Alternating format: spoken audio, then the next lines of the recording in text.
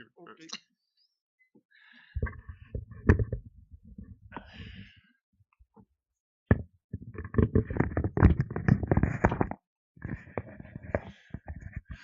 Well, good morning.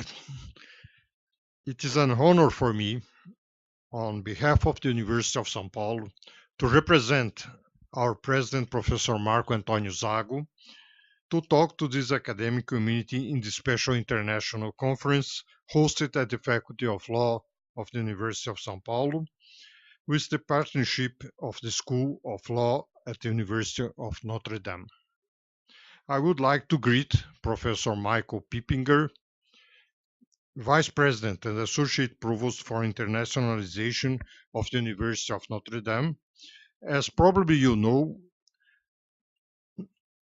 my academic field is related to the area of economics and business, but I feel that I could not be more appropriate to have this conference right now with this theme, dealing with this theme, rule of law and anti-corruption challenges.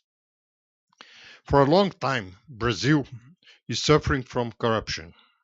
To be more precise, if we look back to the 15th and 16th centuries, it is possible to observe relevant differences between the geographical pattern of occupation in North America and that one adopted by Portuguese and Spanish model of geographical occupation.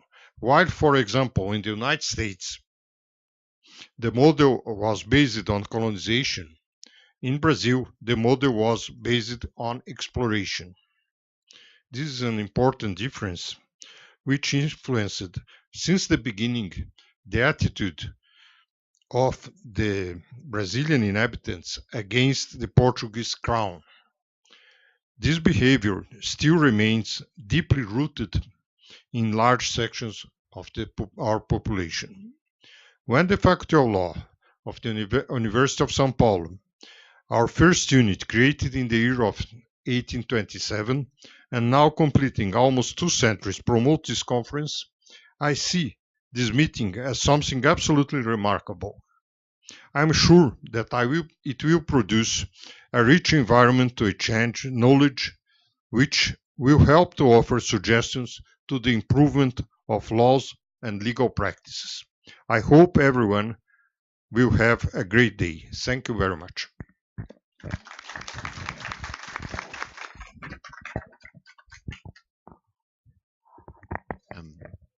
Thank you, Professor Frischman.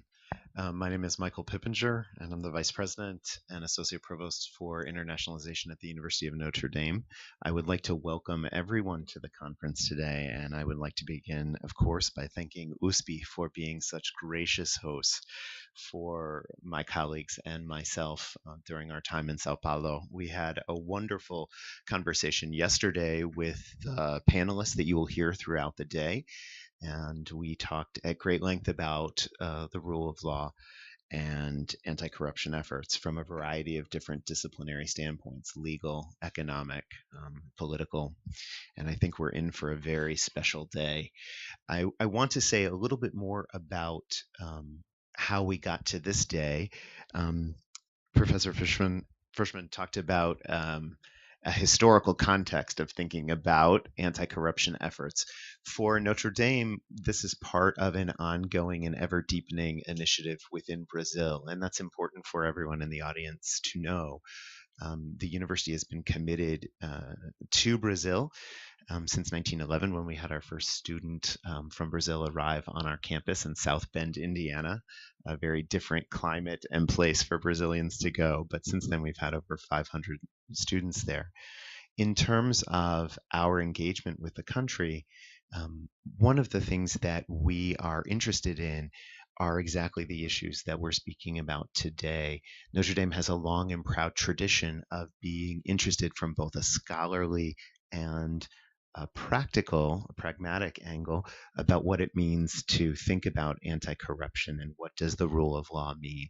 We have experts in a variety of our schools, the School of Law, the School of Business, as well as Arts and Letters, that focus on exactly these issues. We also have just opened a new School of Global Affairs, which is also fascinated by these topics and is working to continue research in these areas.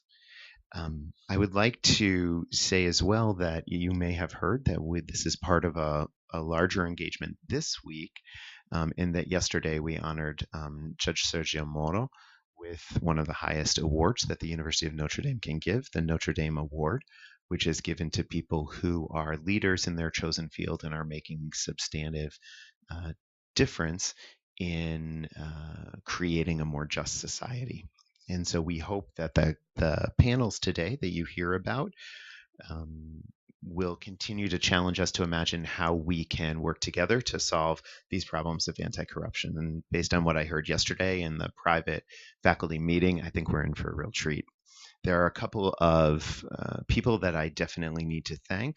The first is I would like to thank Jim Alvarez and Milena Gos for their tireless vision of imagining what this conference could be. We're very grateful for their support and for their creative idea that this was a place that we could partner with USP.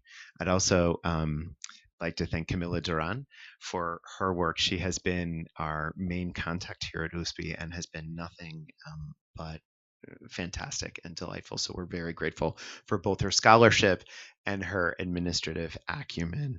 I'd also like to thank Thais Pires, who's responsible for our center. Notre Dame has a center here in Sao Paulo, and she's also played an important role. So thank you for that, Thais. With that, it's enough from the administrators talking. I should add one last thing, that we are streaming this live so that even though you see everyone here in the room, we actually have people listening around Sao Paulo and around South Bend. And we're very thankful for the opportunity to broadcast this to the wider world. It's very important at Notre Dame that our scholarship is put in the service of the common good. And I know that there's a long tradition of that at USP as well. So this is another way in which we are good partners. With that, I would like to introduce Fernando Furiella, who will be our moderator for the first panel, Rule of Law and Anti-Corruption Challenges, Brazil and Beyond.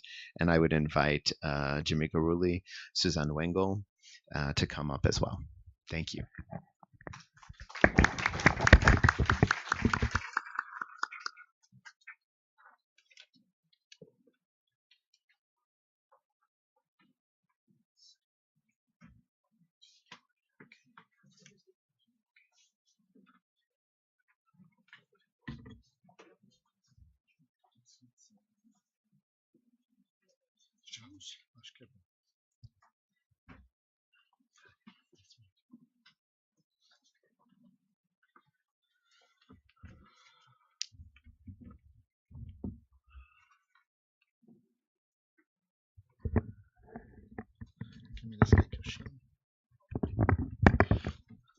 Bom dia a todos. Gostaria de convidar também para que compusessem a mesa os professores Ronaldo Porto, a professora Carolina Mota Mourão, o professor Augusto Neves Dalpozo.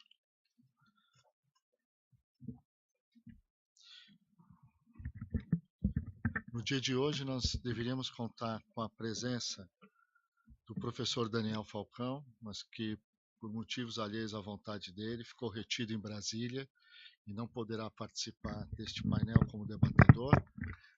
Assim, uma vez concluídas as apresentações, as palestras, nós abriremos para a audiência formular questões e daremos oportunidade a que haja uma participação dessa comunidade aqui presente para poder contribuir com suas questões dirigidas aos panelistas para que eles possam tentar, em retorno, contribuir com a sua visão segundo sua área de competência e conhecimento. O tema que nós tratamos hoje é extremamente importante. Eu vejo pelo lado do fortalecimento da democracia. O país passa por uma grande crise e a Notre Dame coloca bem, elas são três: o foco social, o moral e o institucional. Talvez tenhamos outros aspectos que venhamos a descobrir no futuro, com a ciência estudando o fenômeno da corrupção e os males que ela traz para uma sociedade. Nós sabemos hoje e identificamos, não só como cidadãos, acompanhando a mídia diariamente, ou como profissionais, ou aqui nesta mesa como estudiosos, que esse fenômeno um dia deverá cessar a sua atividade e deverá cessar, por consequência, os malefícios. Não se trata de uma visão de política ou partidária do fenômeno. Nesta visão, nós devemos abstrair. Nós manifestaremos essa nossa visão política e partidária na hora do voto. O voto consciente, o voto informado, onde, como cidadãos, daremos a nossa real contribuição para o fortalecimento da democracia. Eu gostaria de passar a palavra ao professor Jim Gurulé para que dê início, então, à sua exposição. Obrigado. Well, thank you very much. Thank you very much, Fernando. It's first, let me thank you for this opportunity to participate in this very important conference on a very important topic of the rule of law and anti-corruption. At Notre Dame, I teach criminal law, international criminal law. But since the election of President Trump, my research interests have taken me into a different direction, focusing on the power of the presidency under the U.S. Constitution. So the fundamental question is, what is the scope of the president's executive authority under the U.S. Constitution? Well, why am I interested in that issue? Before I joined the law faculty at Notre Dame, I worked as a federal prosecutor. I was a federal prosecutor in Los Angeles and prosecuted organized crime, international drug trafficking, and so a couple of things. I recall during the presidential debates between then candidate Donald Trump and candidate Hillary Clinton. In the second presidential debate, then candidate Trump said something that really kind of shook me at my core. He said that if he was elected president, that he would ensure that Hillary Clinton would be locked up. He says she will be locked up. She will go to jail because of her mishandling of classified information, classified emails on this private server that she had at the time. And that really struck me because as a prosecutor, I'm very sensitive to the role of the Department of Justice, the independence of the Department of Justice, the independence of prosecutors. And by independence, I mean to not be influenced by political pressure, that the prosecutor's role ultimately is to do justice. And justice is determined by the facts and the evidence, not on political considerations or political rivals or political enemies, but on the facts. So when he made that statement, that caught my attention.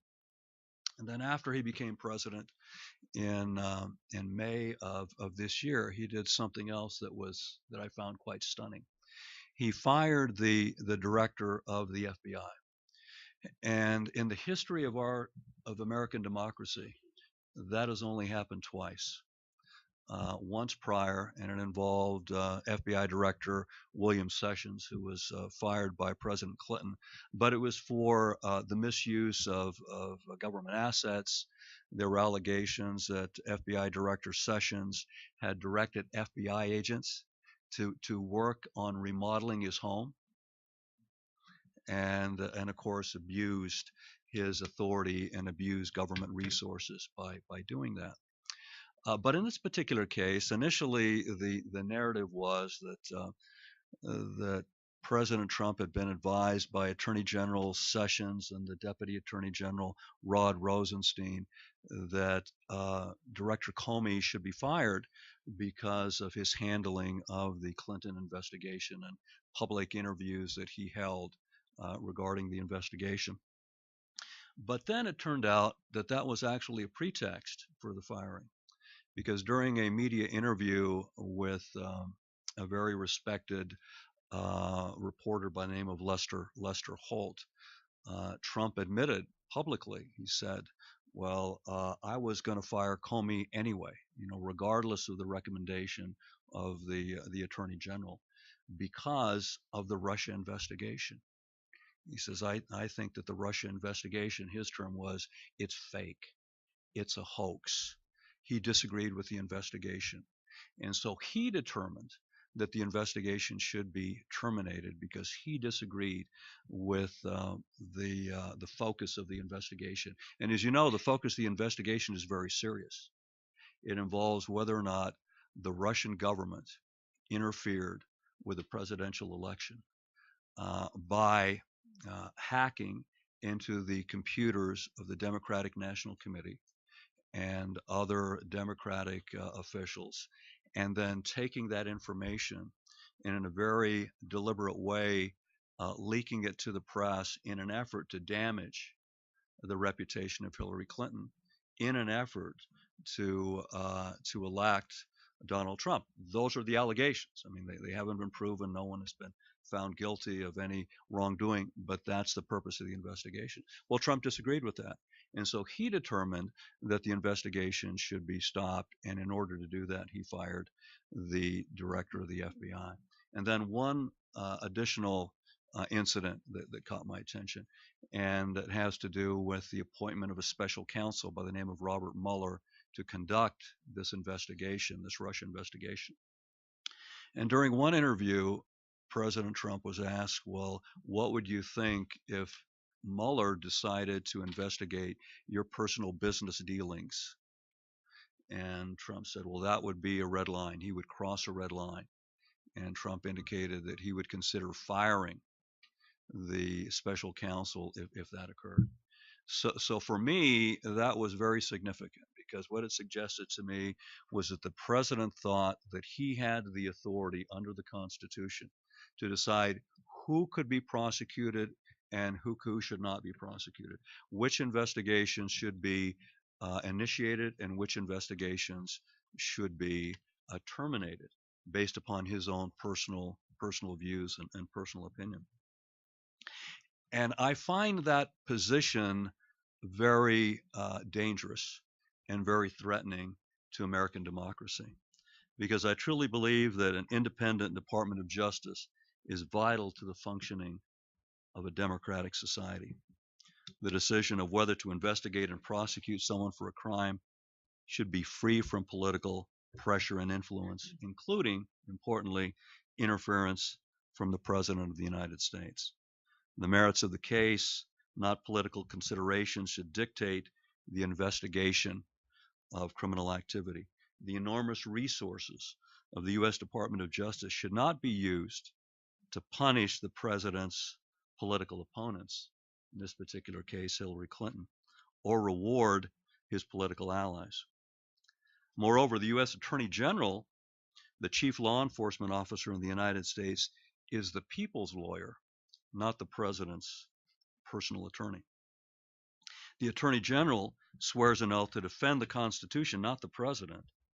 His fidelity is first and foremost not to the president, but to the rule of law. And so this political situation resonated with me because it really went to the heart of American democracy. It went to the heart of issues involving the rule of law. So the question then becomes, in part, whether the president, under the U.S. Constitution, has the authority to fire any member of the executive branch for any reason, including the attorney general, including the director of the FBI, including the special counsel. Under the U.S. Constitution, the president is in charge of the executive branch of the U.S. government. He's responsible for ensuring that the laws are faithfully executed. And to that extent, he is afforded the power to appoint officials within the executive branch, and by implication, to fire officials in the executive branch, again, to ensure that the laws are faithfully executed. And so the question then for me ultimately is that power absolute? Does a president have absolute authority, unfettered discretion to decide who should be fired and for what reasons. Based on the research that I've conducted on this issue, I've reached the conclusion that no, the president does not have absolute authority. That in fact, under our system of governance, under the U.S. Constitution, we have a system of checks and balances between three branches of government. The framers of the Constitution went to great pains to first of all ensure that power was dispersed among three branches of government, to ensure that no single branch of government nor single individual possessed absolute power on any issue, and that the other branches serve as checks and balances on each of the three branches of government. So in this particular case, the question is, may the legislature impose limitations on the president's removal power to fire members of the executive branch, such as the director of the FBI. And despite claims to the contrary by members of the Trump administration, he does not have absolute power. In fact, I think it's well established under a very important Supreme Court case decided by the United States Supreme Court called Morrison versus Olson, that that Congress may impose limitations, reasonable limitations, on the president's removal authority, so long as the limitations do not unduly interfere with the president's ability to execute his constitutional duties under the Constitution.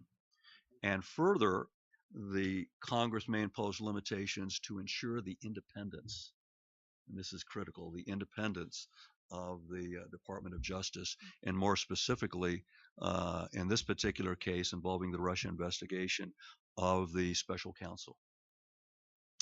In that particular case, and I won't go into to a lot of detail, that case involved a statute called it was the Ethics in Government Act, and the Ethics in Government Act of 1978 authorized the appointment of an independent counsel, and this particular statute was in response to something that's referred to as the Saturday Night Massacre of October 20th, 1973. This is not a violent massacre. It's a political massacre that's referred to here. But on that date, on October 20th, 1973, President Nixon ordered his Attorney General, Elliot Richardson, to fire Special Prosecutor Archibald Cox, who was leading the criminal investigation of the Watergate break-in scandal. Attorney General Richardson refused. He said, I'm not going to fire Archibald Cox because I think he's conducting the investigation fairly. I don't think there's good cause to fire him. And in response, the president fired the Attorney General.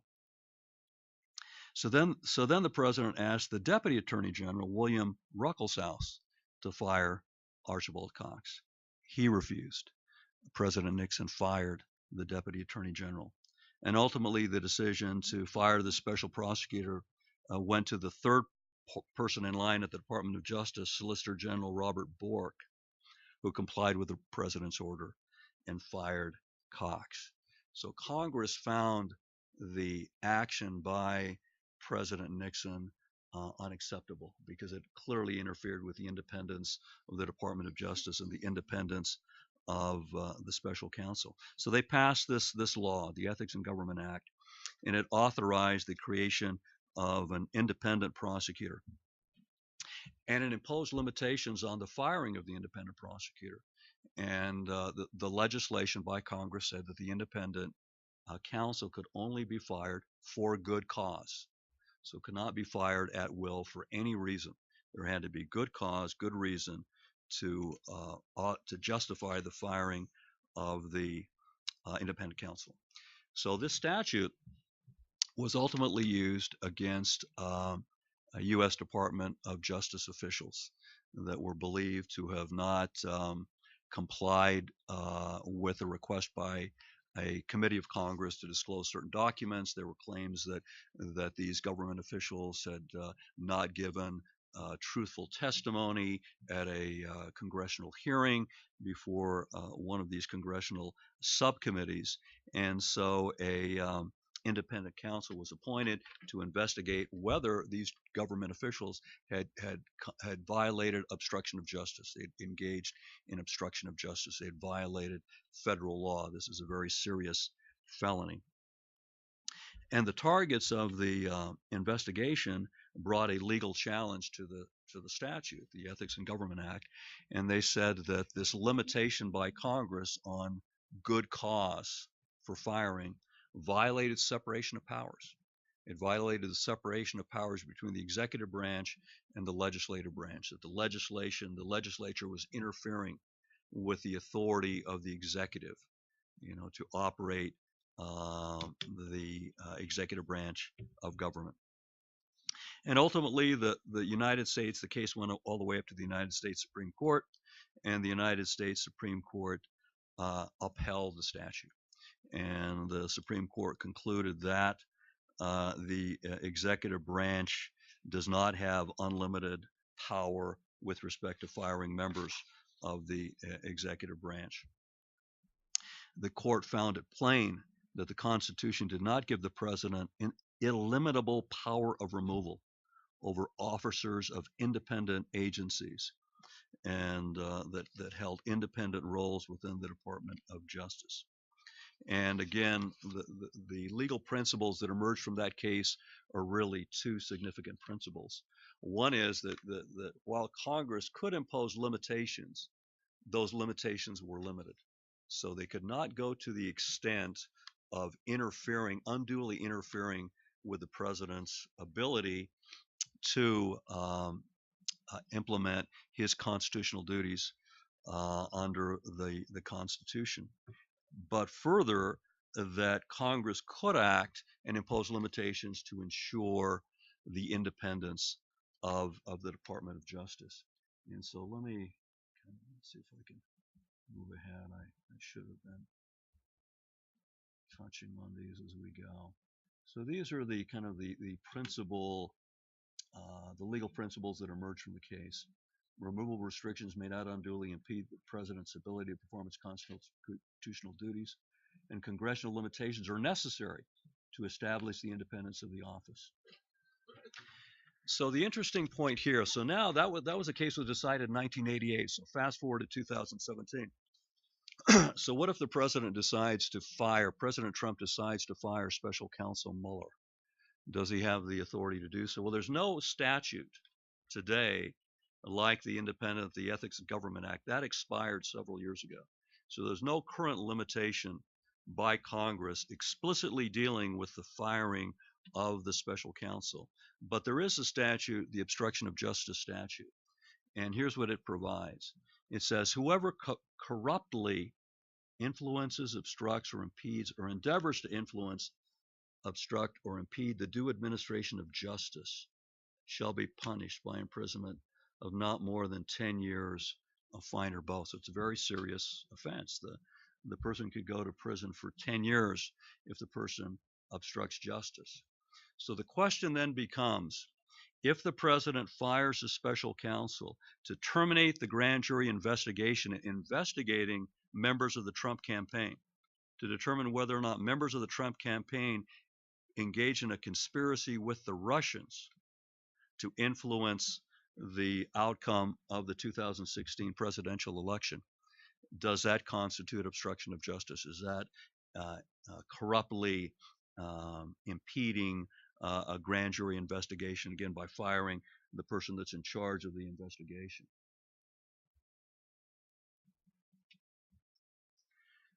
What's interesting here is the term corruptly, and what does corruptly mean?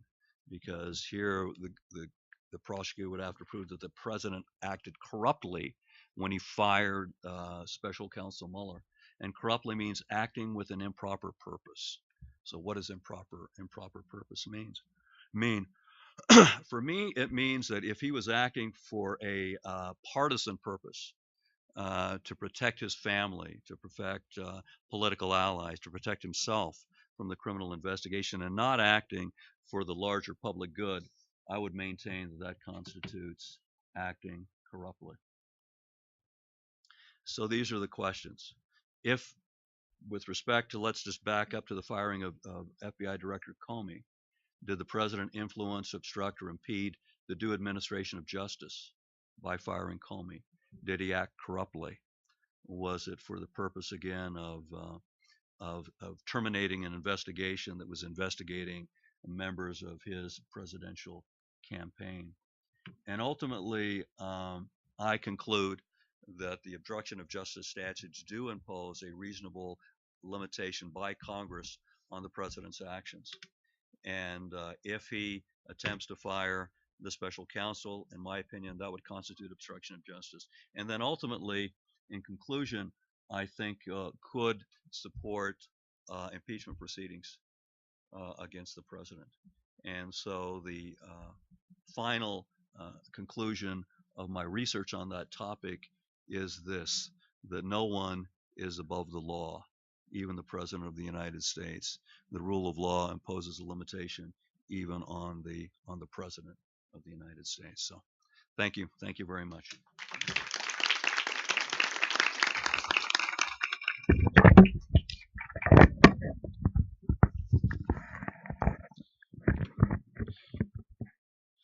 Eu vou passar a apresentação agora para a professora Suzane e depois, ao final, teremos oportunidade de comentar e endereçar algumas questões ao professor Jim. Por favor, Suzane. Thank you. Thank you for the invitation. I'm honored to be here, and I look forward to the conversation. So I work on Russian politics, and I wish I could follow up on Professor Gurule's lead and talk more about Russia's role in the U.S. election. However, because that's what everyone is interested in, that is not my area of research, and we just don't know. So we just have to wait for more on that. So I work on the economic aspect of corruption, and so I will talk a little bit about that. So generally, it's recognized that the institutional underpinnings of economies are very important to understand growth and development. So the basic premise is that flawed institutions undermine the possibility for economic development. And flawed institutions in this school of thought, which is derived from the thought of Douglas North and more recently Darren Acemoglu and Jim Robinson, the idea is that flawed institutions includes this whole basket of institutional weaknesses. So weak rule of law, insecure property rights, unclear and cumbersome and unequally enforced regulatory frameworks, the lack of transparency in all kinds of respects, the lack of transparency how laws are made and enforced, and also high levels of corruption. So all these things are thought to work together and have two effects. One effect is to create costs, transaction costs, which then prevent economic activity. And the other effect is that it creates a lot of uncertainty. So the costs and uncertainty together are thought to prevent investment with a long time horizon. So the idea is that for economic development and growth and employment, you need investment that is planning to stay around for a while. And this kind of investment is hampered by flawed institutions. So this theoretical framework has been around for about 15-20 years. It's generally known as the good governance framework. It's very widely accepted, and influences not only academic thought but also a development assistance policy promoted by the World Bank and other institutions. So many observers of Russia's transformation and Russia's economic reform after the collapse of the Soviet Union have identified these institutional deficiencies as really the core problem that explains the country's economic problems. The story is a little bit complicated because there's different periods when oil prices were high and now oil prices are low, but I won't go into that. Some people think that Russia inherited these institutional problems from the Soviet Union, and then other people think that it's really sort of the Putin government that has created these flawed institutions to benefit personally, so to the public actors creating opportunities for corruption and private gain. So, but both of these schools of thought basically think that flawed institutional setting is a big problem for Russia's economy. So that's the overall pictures. There have been revisions to the school of thought. So for once, the scholars of China have pointed out that China has been growing for a long time, or especially for a period leading up to 2008, even though China does not have many of these kinds of good institutions. This is called the China paradox, and I could talk more about it, but I won't because I'm talking about Russia. So in Russia, there's also evidence that the flawed institutional environment doesn't actually affect everyone equally, right? So some scholars have pointed out that the politically connected oligarchs, they're called the loyal oligarchs, actually seem to thrive despite, or maybe because of these institutional problems, right? So it's the idea that not everyone is equal under the law. So what I've done research on the agriculture sector, and since Brazil is a big agricultural producers, I hope this is at least somewhat interesting too. So I'll talk a little bit more about agriculture in Russia and market reforms in agriculture. So what I found is that in the agricultural sector, the sector has actually experienced a number of positive trends despite institutional problems, and that sort of creates the question, how has that happened and why? So I'll talk more about details in a minute, but the takeaway is basically that it is a politically important sector, and so the actors in this sector have been sort of beneficiaries of a whole range of support measures by the state, and they've also been sort of protected by some of the problems that arise as a result of a flawed institutional framework. So let me just talk a little bit about agriculture. So a lot of interesting things are going on. Russia is an incredibly fertile country. It's well connected to port infrastructure, so it's easy to export grains, especially to the Middle East and also China. So I'll just mention three important trends, even though I could talk at length about other things. So three important trends is productivity, production, and export trends. So what we see since about the early 2000s in Russia is that there have been significant productivity increases in many subsectors of Russian agriculture and in many geographical areas. So the aggregate data is a little bit messy because Russia is such a big country and actually has a lot of regions where there shouldn't be any agriculture, but the data is pretty clear for a number of regions in the south. It's called the Black Earth region, the southern region, and the Volga region. So in these regions, and in certain important subsectors like wheat and corn and sugar beet and livestock, there have been a lot of productivity increases, so higher yields. And the second trend is that Russia also just produces more, so they're producing with better outcomes, and they're producing a lot more wheat, meat, and sugar beet. And that in wheat has led to a historical reversal of Russia's grain trade balance. So you may know that in the 70s, Russia started importing grain, especially from the US, but from other countries too, because collective farms in the Soviet Union were very inefficient, but the Soviet leaders wanted to keep producing meat, so they had to import grains to feed livestock.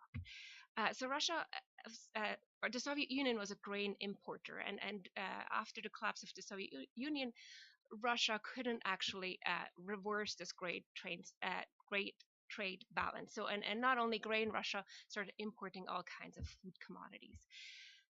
This trend reversed around the 2000s for a number of reasons, but since the 2000s, Russia has become a major exporter of grain, and has steadily increased the volume of grain exports. And not as it hasn't been as significant clear, but at the same trend is happening in meat. Russia is actually trying to export meat and is succeeding to some extent. So what is the driver of these production, productivity, and export trends? The main driver is basically an influx of investment and money from multiple domestic and foreign sources into agriculture. So where this money comes from is really fascinating, and this is also something I could talk more, but I won't do that right now. So, but just in terms of numbers, foreign investment in agriculture and agri-food has quadrupled since 2003. So between 2003 and 2013, in that decade. So where does all that money go, right? So I should also say that Russia is not known as a destination for foreign direct investment. It's partly because of the institutional problems. It is not one of the favored countries for FDI. So, however, in agriculture there has been investment. So one of the question is, where does all this money go, right? Who is sort of benefiting from these capital inflows? So the main actors in Russian agriculture have historically been the collective farms and the former collective farms. However, this capital inflows do not go to collective farms. A lot of these collective farms are bankrupt. There's been a lot of rural outmigration, so there's sort of collective farms don't actually employ that many people. So the main actors are what are called in Russia the new agricultural operators, NAOs, and these are large conglomerates. They're often linked to oligarchic conglomerates within Russia, and they're vertically integrated agricultural companies. So there's basically two types. There's diversified crop growers. They uh, produce crop and export it, and there's also vertically integrated meat producers. And all these NAOs are landowners, so they have expanded their land holdings quite a bit since the early 2000s. So these NAOs have actually emerged as one of the largest land holders in Russia's most fertile region. So again, the Black Earth, Volga, and the southern regions. So some people have actually called them the new latifundias, which I think is an odd comparison because obviously the latifundias in Latin America have such a long history and have been around for a long time. These NAOs are really, really new actors. And one of the interesting things for me is how they will become political actors in the future. So, but in terms of the trends that I've been describing above, what these NAOs do is that they deploy really, really cutting edge farm technology and management techniques. So they're very technology intensive and can thereby increase yields. So I've done interviews with NAO representatives, and they often sort of boast about all the fancy technology they have, and they say we're more American than Americans because American farmers don't have money and we have the money that comes from abroad. So the interesting question sort of for me has been sort of why do we see this growth in agriculture despite these institutional problems? So I think there's and just in terms of the institutional problems, Michael Koppich will talk about measures of democracy, which includes measures for rule of law. Russia generally has rated pretty poorly on these measures. So it has high and stable corruption and relatively mediocre law enforcement. So Russia does have these institutional problems. At the same time, there have been some laws and reforms that have made investment possible. So I call this sort of a mixed institutional setting. It's not clearly terrible, but it's also clearly not very good. So why do we see investment? And I think that the answer has two parts. So one part is an international story. So the investment in Russian agriculture is part of a larger global trend, which is sometimes called the land rush. And it's basically we've seen an increasing demand for agricultural land and agricultural operators by capital investment, by global capital investors. And this is a trend that follows a spike in food commodity prices in around the early and mid 2000s, and also a result of the liberalization of agriculture, right? So it's a global trend. More capital investors are interested in investing in these sectors, and Russia is a country with fertile land and a lot of opportunity. So that's one part of the answers. I also find that there's a second part of the answer that's quite important, and those are President Vladimir Putin's political priorities. So agriculture has received a lot of state support. So all kinds of support, trade protection, subsidized credit, direct payments, tax credits, a number of different policy measures have been directed at agriculture basically to increase domestic production. And these political priorities have channeled investment to these NAOs, right? So Vladimir Putin sees these NAOs as important actors to realize his political goals. And agriculture has received this kind of special status and support because President Putin, from the very beginning of his presidency, has thought of agriculture as linked very tightly to two important political priorities.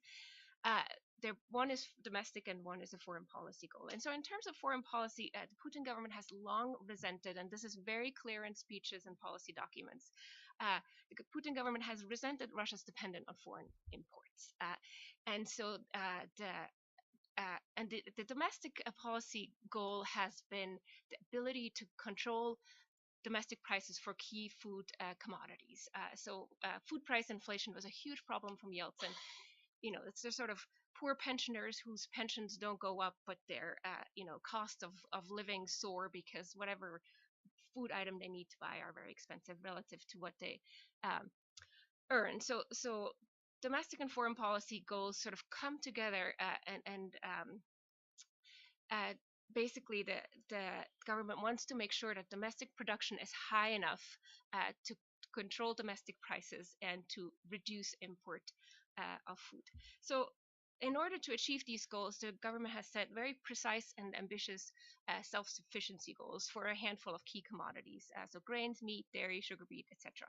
And has actually been these goals are sort of between uh, 85 and 95% of uh, domestic consumption should come from domestic production. And it has actually been quite successful in reaching these goals in a number of commodities. So all of this is known as the food security agenda. And I find this just an important part of the explanation why these NAOs have been able to thrive and sort of invest with this long time horizon that we wouldn't expect from just looking at Russia's institutional framework. So what does this mean for law and corruption or rule of law and corruption more generally beyond Russia? I think we need to, understand how institutions work not equally for everyone, right? So in the context of general institutional problem and corruption, the government can actually or governments can selectively protect particular actors and particular subfields if they fulfill these political roles as agents of change and agents of modernization. So I will stop here. This is the Russian story, but I hope to have a conversation about how this applies to Brazil. Thank you. Thank you.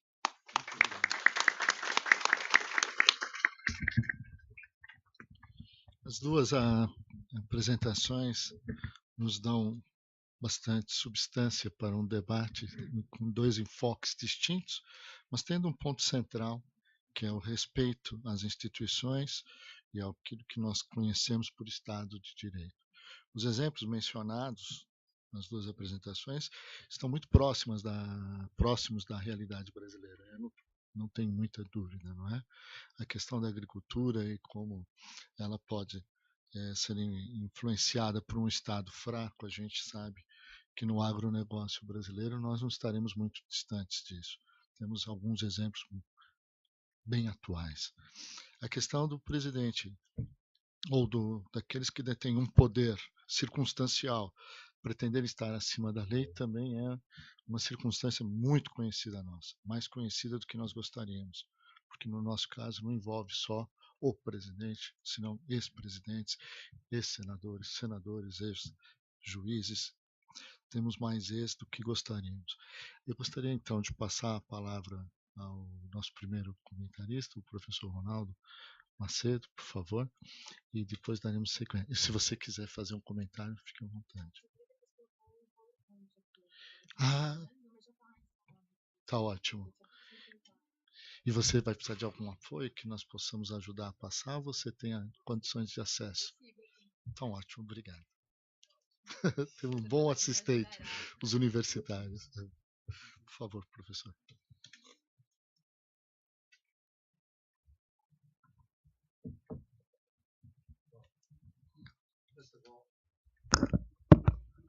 First of all, I would like to thank you for the very kind invitation, and I'd also like to say that it's a big honor for the University of São Paulo Law School to be the host for this meeting, and especially for the Department of Legal Theory and Philosophy of Law to be very directly involved in this. So thank you, Camila. You have done really a wonderful work.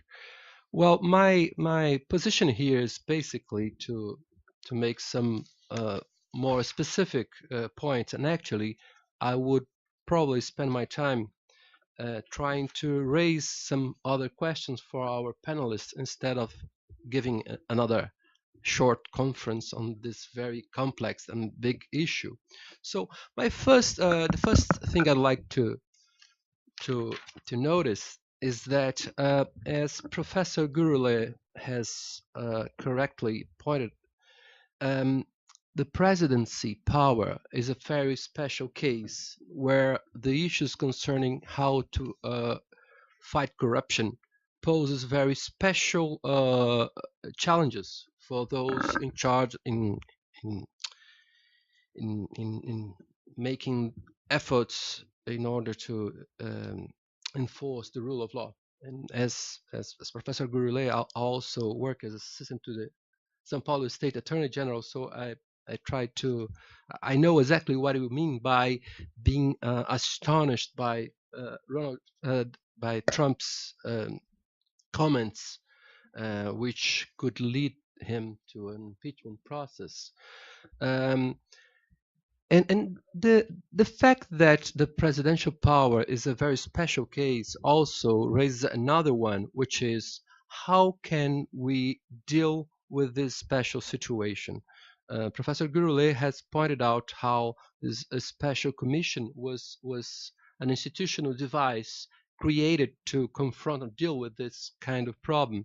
The impeachment process is also another very special uh, procedure to deal with this the malfunctioning of the government, and it has two clear dimensions. On one hand, it is connected with some kind of malpractice by the president, and on the other hand, and has been a very hot issue here in Brazilian debate, it has to have some connection with some act of improbity or some act of corruption or some kind of criminal dimension.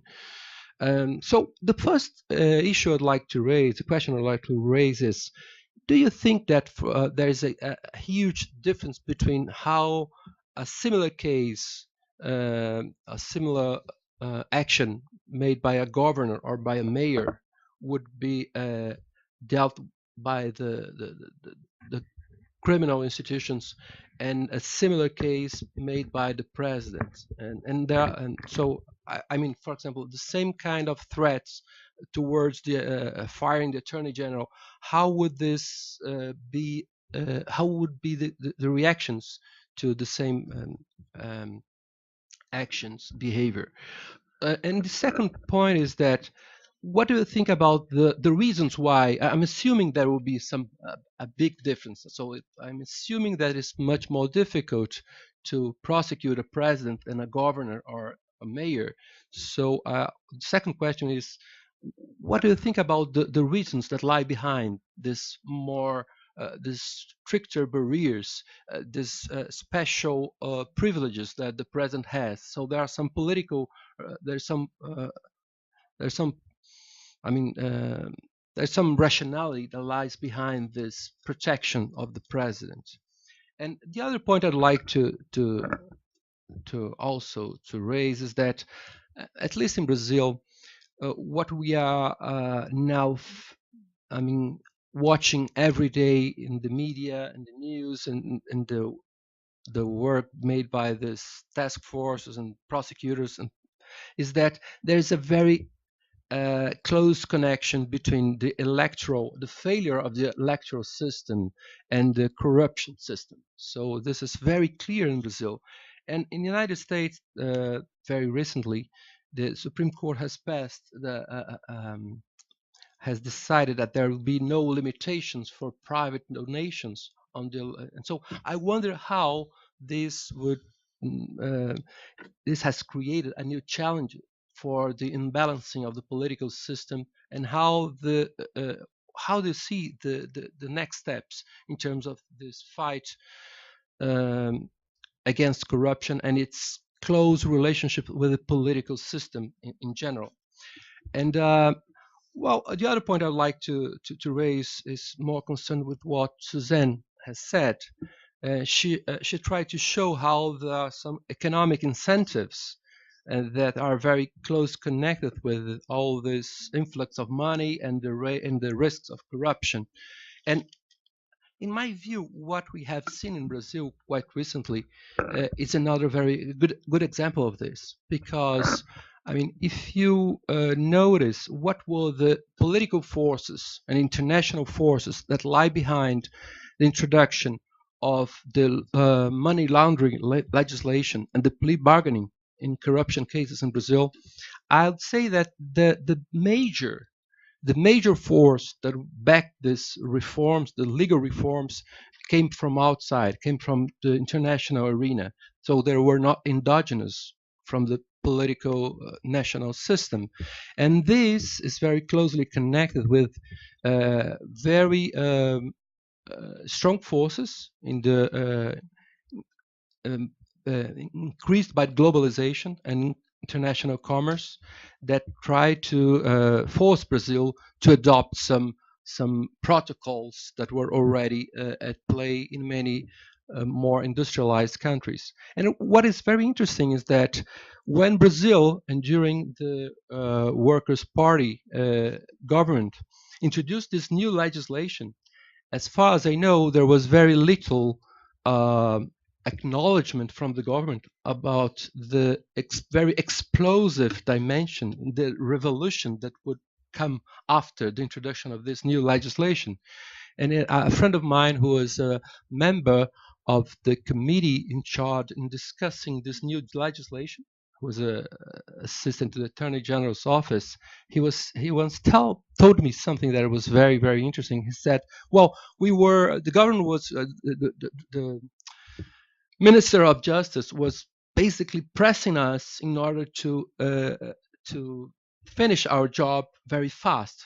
Brazil needed a new legislation, but the lawyers and the bar association, especially, was very put aside from. They were not really focusing, and even criminal lawyers, they were not really paying very much attention to what was happening. And the lobby, internal lobby for producing this legislation, was basically dominated by prosecutors and federal policemen. So it's interesting how this could happen, because it was a major institutional change in Brazil, and very few people were really paying attention to what was going on. And my point is that what do you think in terms of these international pressures, which, according to my view, were very decisive in producing this new legislation that is proved to be very absolutely fundamental to allow Brazil change completely the scenario of this fight against corruption in the recent days? So this would be my comments. Thank you.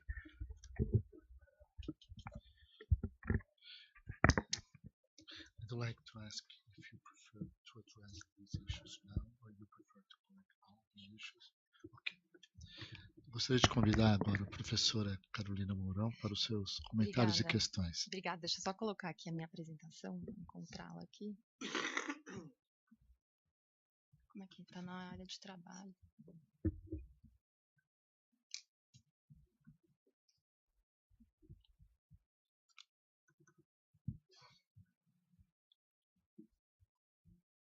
Opa.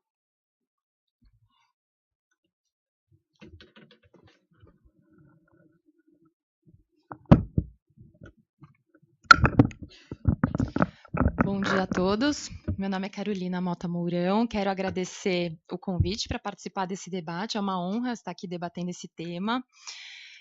Atualmente sou professora de Direito Administrativo no Mackenzie, mas eu tive uma longa experiência na administração pública brasileira. Eu trabalhei por 10 anos como assessora jurídica, chefe de gabinete e depois procuradora da FAPESP. Então, sempre tive essa experiência na administração pública do Estado de São Paulo. E, mais recentemente, me tornei professora do Mackenzie, em Direito Administrativo. Quando a Camila me fez esse convite, eu pensei qual seria a minha maior contribuição para esse debate. E o que eu trouxe para expor para vocês foi uma experiência que eu tive a partir da implementação do Acordo Interamericano, da Convenção Interamericana contra a Corrupção. Então, o Brasil, deixa eu colocar aqui para vocês, né? Essa convenção ela foi ratificada no Brasil em 2002 e a partir de 2002 nós tivemos aí a implementação dessa convenção e temos mecanismos de acompanhamento. Nós já tivemos, em relação à implementação dessa convenção no Brasil, 4 rodadas realmente efetivadas, digamos assim, de acompanhamento, e estamos agora na 5ª rodada.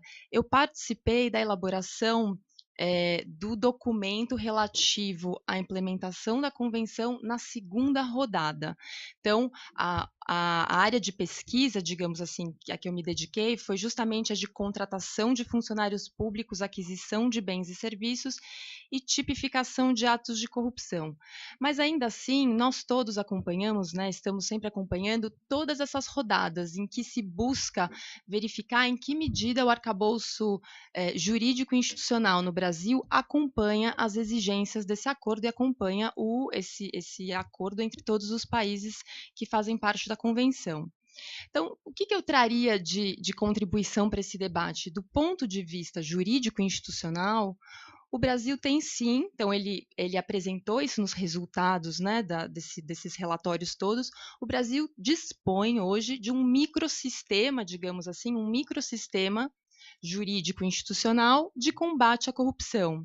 Então, nós temos bastante legislação e instituições já bastante organizadas em relação ao combate à corrupção. Então, nós temos hoje, vou até trazer aqui para vocês essas informações, inúmeras leis, inúmeras normas e instituições, entidades dedicadas ao tema. Mas trabalhando nesse acompanhamento da implementação da Convenção Interamericana contra a Corrupção, então eu pude perceber que a corrupção no Brasil tem diversas dimensões, assim como no mundo como um todo. E no Brasil, acho que um ponto importante, que talvez haja espaço para debate no segundo painel, vocês vão ter aqui o professor Fernando Limonge, que é um cientista político que estuda muito a matéria. No Brasil, nós temos uma característica cultural, que é relacionada à ideia de patrimonialismo. Então, a análise das nossas instituições jurídicas, né, institucionais, essa análise desse arcabouço, não pode desconsiderar esse elemento chave no Brasil, que é a cultura do patrimonialismo. Não sei como é nos Estados Unidos, mas aqui a gente tem esse elemento chave em que o público e o privado historicamente se confundiam. E aí, trouxe aqui para, na verdade, só para mostrar para os nossos convidados aqui estrangeiros, nós temos alguns autores clássicos, e nisso que eu digo que o professor Limão já é um especialista. São 2 autores que foram juristas muito importantes, mas fizeram também uma abordagem sociológica do tema, digamos assim, que são o Vitor Nunes Leal, que foi ministro da nossa Suprema Corte, e o Raimundo Fauro. Então, são obras que, entre outras, né, a literatura que aponta essa característica típica do Brasil. E aí, não sei em que medida esse estudo cultural, para entendermos as instituições nos Estados Unidos e no Brasil, talvez ela seja muito importante. Por que alguns instrumentos anticorrupção talvez funcionem nos Estados Unidos, não funcionem aqui? Então, por exemplo, para dar um exemplo, a delação premiada. No Brasil, o denunciante, culturalmente, ele é mal visto. Então, dentro dessa cultura, como é que nós poderíamos trazer uma abordagem sociológica para uma análise das instituições? Então, esse foi um primeiro aspecto que eu lidei quando comecei a estudar o tema da corrupção no Brasil. E é um tema que sempre fui muito sensível, considerando a minha experiência prática na administração. Então, um segundo aspecto que chama muita atenção, e isso que eu queria trazer aqui para problematizar, enfim, para contribuir para esse debate, é que realmente no Brasil, de alguma maneira, nós já estamos bastante desenvolvidos em termos legislativos. Então, inicialmente, nós tínhamos as previsões do Código Penal. Então, nós tínhamos uma visão da corrupção em termos de direito criminal, digamos assim, direito penal. As definições, o que é a corrupção passiva, o que é a corrupção ativa, e uma outra legislação também de responsabilização, que era a Lei de Crime de Responsabilidade, de 1950, mas que ainda hoje se aplica aos nossos presidente, primeiro escalão, os ministros, governadores. Mas, paulatinamente, nós fomos construindo um novo arcabouço jurídico e tivemos aí, e temos ainda, a Lei de Improbidade Administrativa, a Lei de Licitações, que regula todos os contratos públicos, todas as aquisições feitas pelo Estado, pelo poder público. Nós temos a Lei de Lavagem de Dinheiro, a Lei do Sistema Brasileiro de Defesa da Concorrência, que, por exemplo, traz as hipóteses de acordo de leniência, lei anticorrupção. Então, a lei anticorrupção, essa lei de 2013, o que eu gostaria de trazer aqui é que ela é uma lei que ela não está sozinha, né? Existe todo um microsistema, ou já um sistema maior de normas anticorrupção. E essas normas mais recentes, de alguma maneira, respondem às demandas internacionais. Então, de uma definição mais individual da corrupção, um funcionário público que recebe propina, que recebe presentes, que recebe... Nós agora realmente olhamos para a corrupção como algo feito por organizações e organizações internacionais.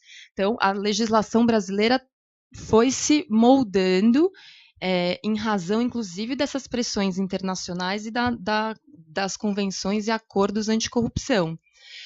Nós temos, em seguida, Lei das Organizações Criminosas, o Estatuto das Empresas Estatais, e esse é um aspecto, essa é uma lei bastante interessante que pode contribuir no debate em relação ao que a Suzane trouxe, ou seja, agora existem regras aparentemente mais claras de como é que nós escolhemos os presidentes das estatais e os membros do conselho de administração das estatais. Então, de alguma maneira, quais são regras de governança das estatais? Então, levando em conta os recentes casos com a Petrobras e de todas as companhias de petróleo estatais do mundo, que na verdade são um grande estudo de caso, né? Elas são determinantes no funcionamento aí de muitos países. Então, a gente vê a estatal do México, da Rússia, enfim, todas essas. Como é que se dá o sistema de apontar os dirigentes, o dirigente máximo e os conselheiros de administração? Temos aqui uma tentativa na lei das empresas estatais, um instrumento que nos permite lidar com o assunto. E, por fim, nós temos mais recentemente uma medida provisória, ainda não é lei, é uma medida provisória, em que nós estamos tendo aí também mecanismos em que o Banco Central, então o nosso Banco Central e a Comissão de Valores Mobiliários têm também autorização para celebrar acordos em questões relacionadas à corrupção. Então, diante disso, se nós temos, digamos assim, um sistema, né, um arcabouço legal bastante, eu diria, eu arriscaria dizer que é um arcabouço legal robusto, mas nós temos também uma série de instituições, entidades, que devem manejar, que operam essas normas. E nesse quadro, eu trouxe, não são todas as instituições, nós temos mais, e eu chamo a atenção que nós temos uma estrutura federativa, então nós temos União, Estados e municípios, de modo que essas instituições, elas atuam, em princípio, elas estão na esfera da União. Claro que elas podem ter atuação no âmbito de estados e municípios, respeitadas as competências, mas um dos grandes desafios no Brasil, e é isso que eu coloco até para debate em relação à experiência dos Estados Unidos, é que o nosso grande desafio no momento é a coordenação, é a articulação da ação dessas instituições, como elas implementam essas normas. Então, agora, enfim, no Mackenzie, nós estamos desenvolvendo uma pesquisa que justamente busca fazer uma pesquisa, estudos de caso, para verificar como essas instituições se relacionam. Então, de modo geral, eu diria que diante desse quadro de normas e instituições, o que nós temos como desafio é lidar com uma legislação que é fragmentária, então isso exige um conhecimento e uma atuação transversal dos intérpretes, existe uma dificuldade clara, né, de operar simultaneamente, de maneira coordenada, essas diversas normas que compõem esse nosso microsistema anticorrupção. Um segundo aspecto também bastante importante diz respeito à harmonização dos conceitos, ou seja, o que nós entendemos por corrupção no Código Penal é a mesma coisa que a corrupção determinada, prevista na Lei de Improbidade Administrativa ou na Lei Anticorrupção. Então, nós temos em alguns instrumentos jurídicos uma definição mais estrita, em outros instrumentos uma definição mais aberta, mais ampla. Nós temos também uma questão em relação a quais normas são aplicáveis a quais autoridades.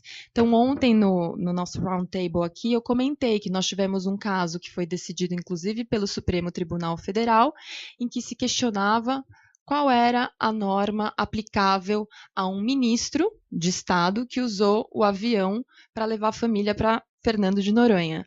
Então, nesse caso, nós tivemos um questionamento se valia a lei de crime de responsabilidade ou a lei de improbidade administrativa. O que é que se aplicava ao ministro, por ser considerado um agente político, que seria uma categoria diferente de um funcionário público comum, tradicional. Então, no Brasil, essa discussão, quais são as normas que se aplicam a quais agentes políticos ou servidores públicos.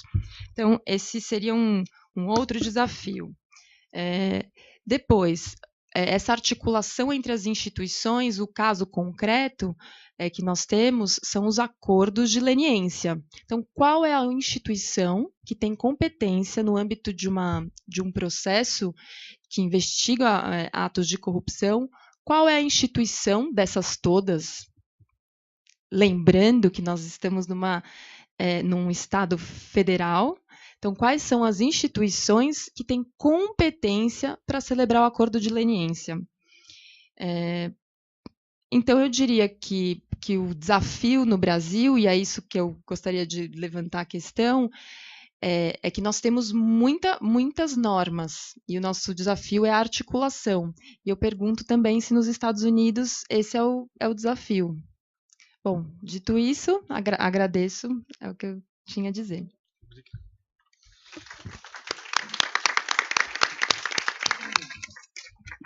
Vou passar ao professor Dalpozo para os comentários.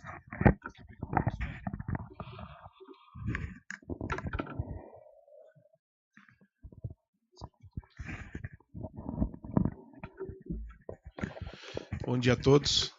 É realmente uma honra estar aqui hoje discutindo um tema tão importante como a questão da corrupção, especialmente fazendo isso de maneira compartilhada, né?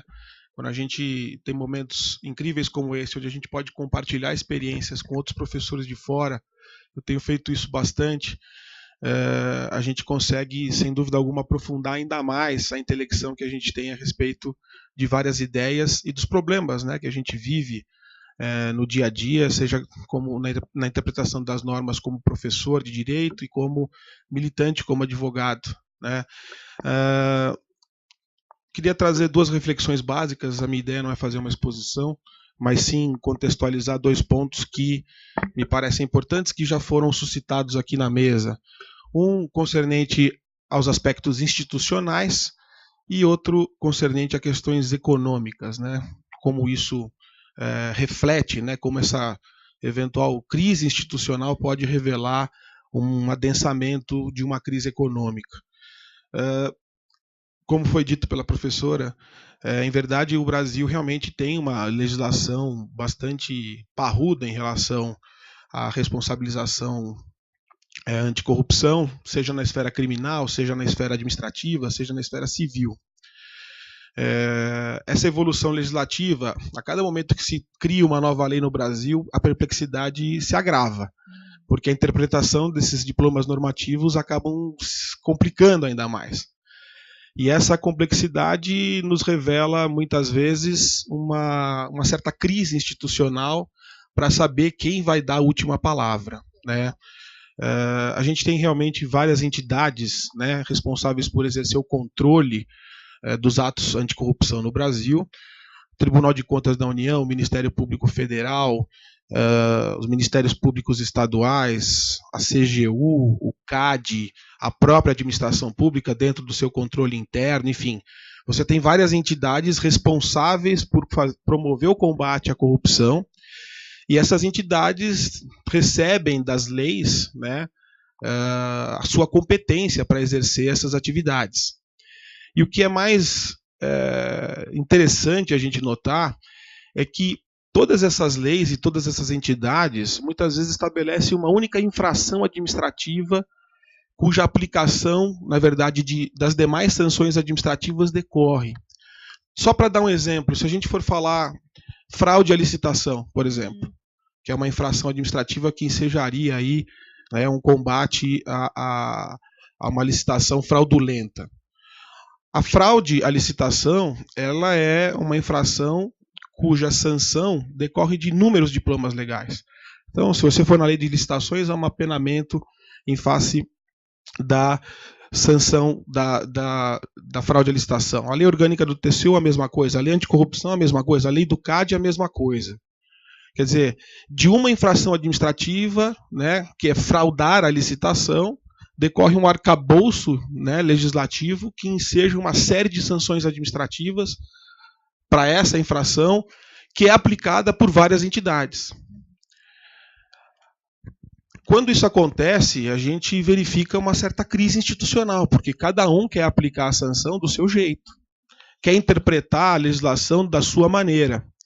E ao fazer isso, né, ao interpretar a lei da sua maneira, você acaba, muitas vezes, revelando essa crise institucional e ensejando com isso, né, uma crise econômica. Quer dizer, como é que uma empresa, né, que atua com o poder público e que, portanto, trava relações com o poder público, se eventualmente pratica uma infração administrativa, está sujeito a inúmeras sanções por vários órgãos e por várias entidades.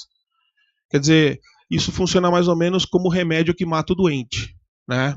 Você tem uma coisa que é muito boa, que é combater a corrupção, de maneira a legislação trazendo elementos para isso, só que, em verdade, por essa multiplicidade de órgãos e de entidades, essas pessoas jurídicas acabam recebendo várias sanções por uma única infração administrativa.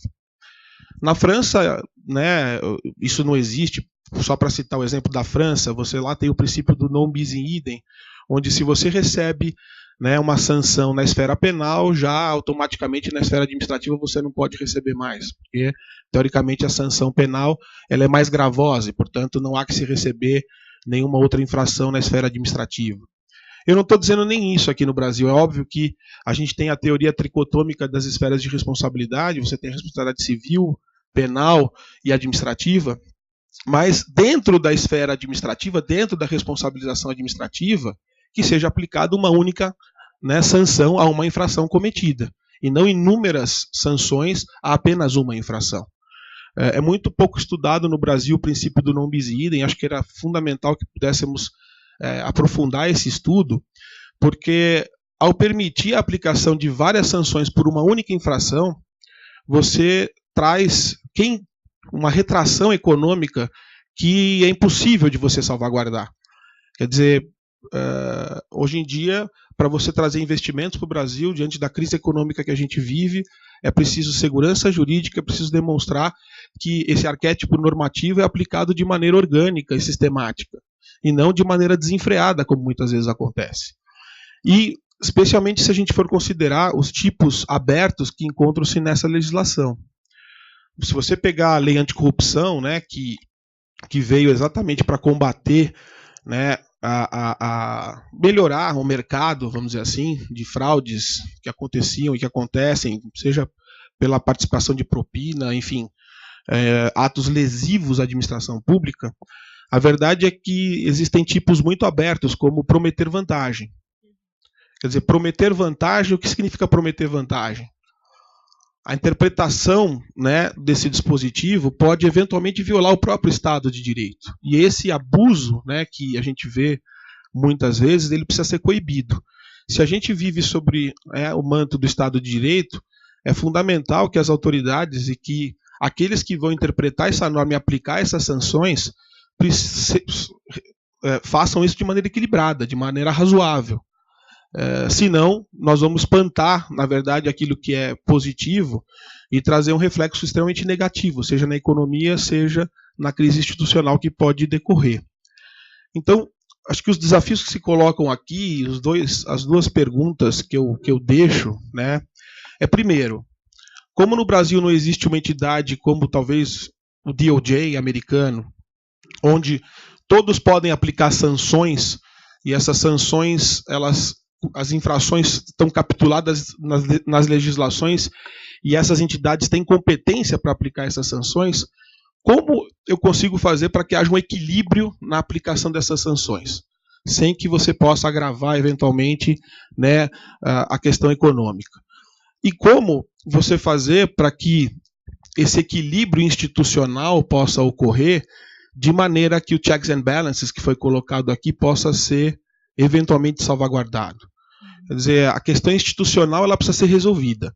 O TCU, a CGU têm competências específicas e precisam aplicar a lei de acordo com a sua competência. A gente viu 2 instruções normativas onde essas entidades brigaram para saber quem aplica primeiro a sanção, e isso nos revela uma crise institucional muito preocupante, né? Especialmente em face da interpretação que você tem a respeito desses diplomas legais. Isso pode, sem dúvida alguma, afastar e afrontar o Estado de Direito. Como resolver esse problema? Como a gente trazer esse equilíbrio na aplicação institucional desses diplomas legais?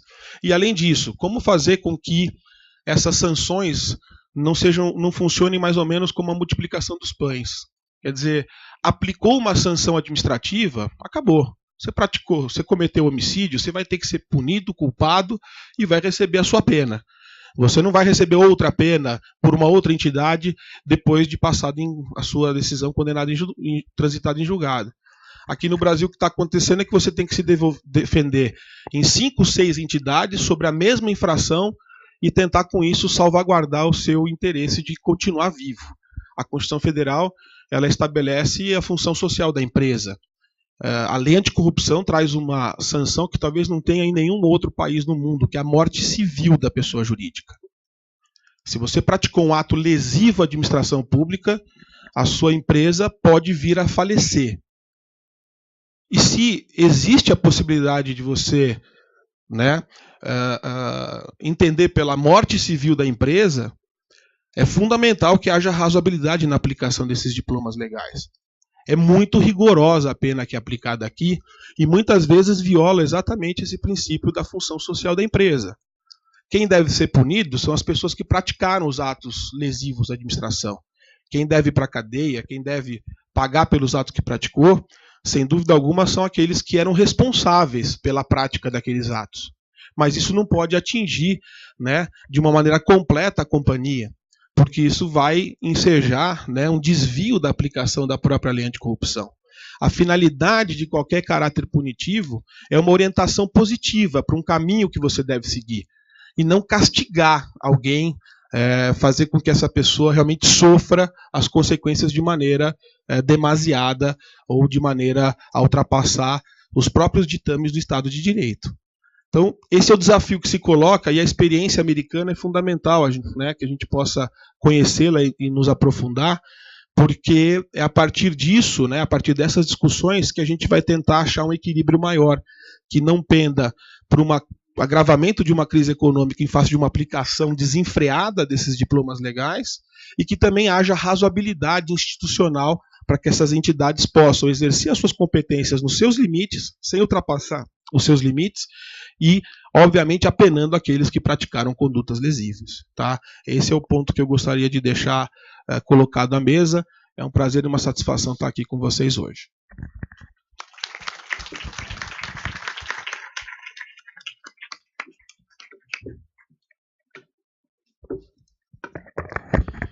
Antes de eu abrir para a audiência, eu vou pedir ao professor Jim, professora que nos acompanha, Suzane, que façam os seus comentários instigados que foram pelos nossos comentaristas.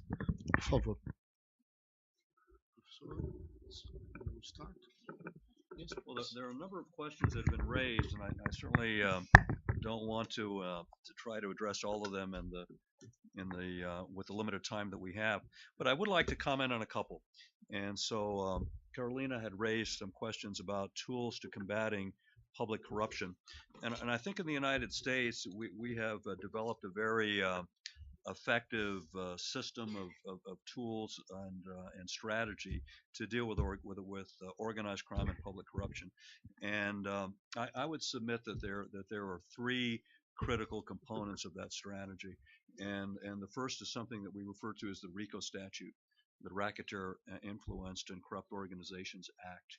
And it has been a very effective statute that has been used against organized crime and public corruption, because unlike a conspiracy statute, which requires that there be an agreement between one or more individuals to commit some crime, RICO extends beyond the conspiracy, the agreement requirement. Because one of the things that we know about public corruption is that it permeates different dimensions of society.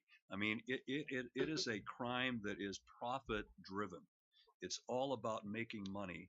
And so public corruption is going to extend and influence many different aspects, again, of criminality for this purpose. I mean, it could involve bribery, it could involve fraud, it could involve obstruction of justice. There could be many dimensions to it. And so the problem with the conspiracy agreement requirement is that you could have one person that is overseeing the perpetration of 4 or 5 or 6 or more different crimes.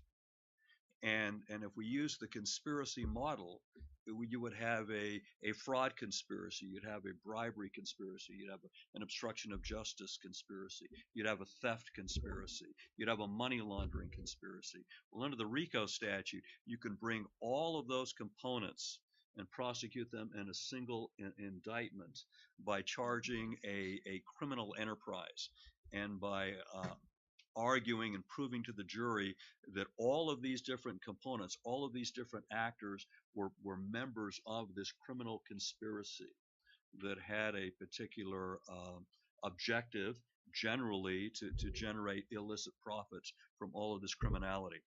So the RICO statute has been very critical and important to the success of prosecuting corruption. And then money laundering would be the second. Because again, when we talk about corruption, we talk about crime, again, that has a profit motive. It exists for one purpose and one purpose only: it's to make money. And it may be with respect to individuals being elected to office or being reelected to office, but ultimately it's about making money. And so we have to go after the money. We have to follow the money trail. We have to deprive the criminal organization of its illicit gains. And so the people that are responsible for laundering the money, for making it appear that it was derived from a legitimate means, need to be the focus of any criminal investigation. And then the third component would be forfeiture. So that once we identify either the profit or the property or the proceeds of corruption, then we need to ensure this principle that crime doesn't pay by forfeiting and disgorging the profit and the profit motive from corruption. And so if the money that was used through whether it's the car wash scheme or some other criminal scheme, corruption scheme, was used to buy a home, then we need to forfeit the home. If it was used to buy a ranch or realty, we need to forfeit the realty, because we need to disgorge the profit motive. We need to remove the profit motive from the criminal enterprise, from public corruption. And then a second comment on a question that you raised, which is a very important question, and that is corporate criminal liability. And so when we talk about corruption, and corruption, let's say that's perpetrated through a company, or a company is being used as a vehicle for the public corruption, then should the company ever be criminally prosecuted. And that raises a very difficult problem because, as you highlighted in your comments, there could be unintended consequences of prosecuting and convicting a corporate entity. And people could lose their jobs, people could lose their employment, their pensions. Um, Individuals that are shareholders in the company could lose the value of their stock could plummet as a result. And so within the U.S. Department of Justice, there's something called the U.S. Attorney Manual that, among other things, really establishes and sets policy with respect to the policy that prosecutors should follow with respect to, in this particular case, uh, going after a corporation, prosecuting a corporation. And there are a number of factors that prosecutors that are articulated in this manual that are required to be considered by the prosecutor in determining whether or not this is an appropriate action to take. And so it's intended, among other things, to take into consideration these unintended consequences. And then I think at the same time, it's intended to ensure that there's some uniformity with respect to bringing criminal charges against a corporation, so that how this is handled in Los Angeles is not radically different from how federal prosecutors in New York treat corporations and seek to bring criminal charges against corporations. So at least in the Department of Justice, I think it's relatively rare that the Department of Justice will go after corporations, but it's not without precedent. It does happen, but it does happen, I think, relatively rarely. And when it does, again, it's with these particular articulated factors that are taken into consideration in the decision, in the prosecutorial decision of whether or not to go after a corporation.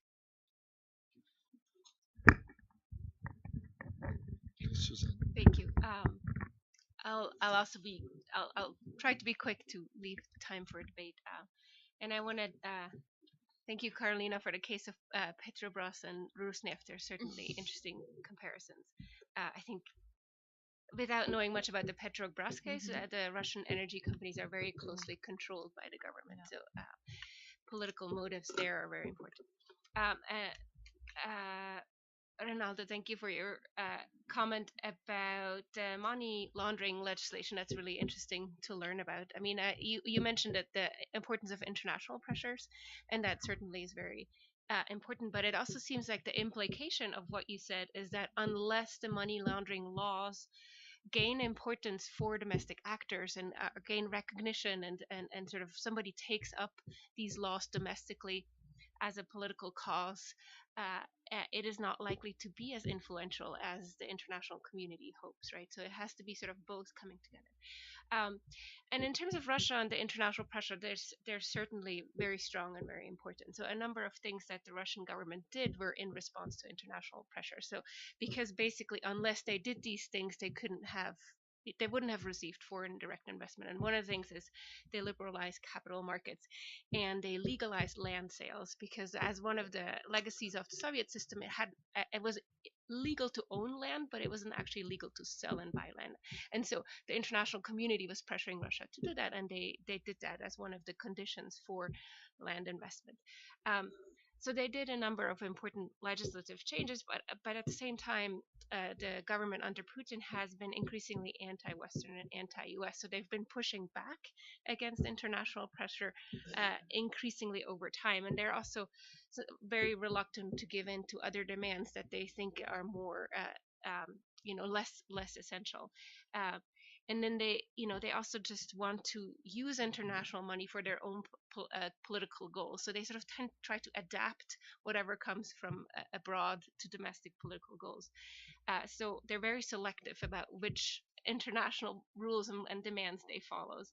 And I think one of the reasons they've been doing that is because of the origin of the capital. So the capital inflows come partly from Western investors, so capital pension funds in the US and Europe, but there's also investors like sovereign wealth funds from the Gulf countries and the Chinese sovereign wealth fund. So these capital investors are actually sort of not as much on board with some of the international pressures that emanate from the West. So Russia is sort of, trying to play the game and sort of doing just as much as it needs, but not more, and also was actively courting Chinese investors as well. So I think um, it's sort of geopolitically doing a different thing than Brazil is doing.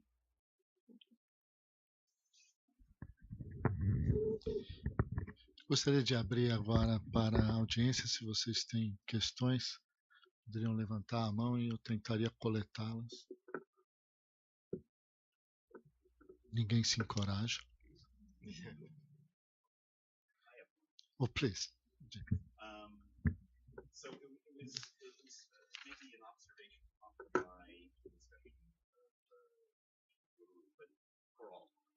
So it seems that what is very important to the movement towards a just society where rule of law is absolute is an independent justice system, a judiciary. But interestingly, the actual execution of justice. So interesting.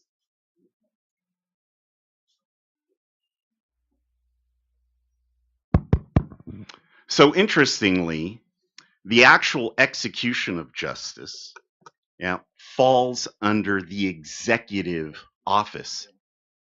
And does that structure, right, lead to the politicization of the execution of rule of law?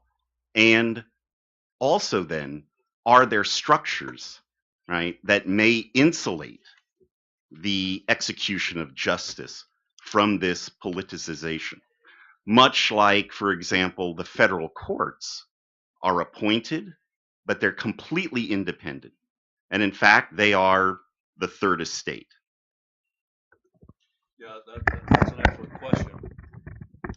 And if you think about it, there seems to be a paradox here, because the Department of Justice is an essential component of the executive branch, and under Article 2 of the U.S. Constitution, it's the president, or the Constitution has conferred on the president the authority to operate the executive branch and to take care that the laws are faithfully executed.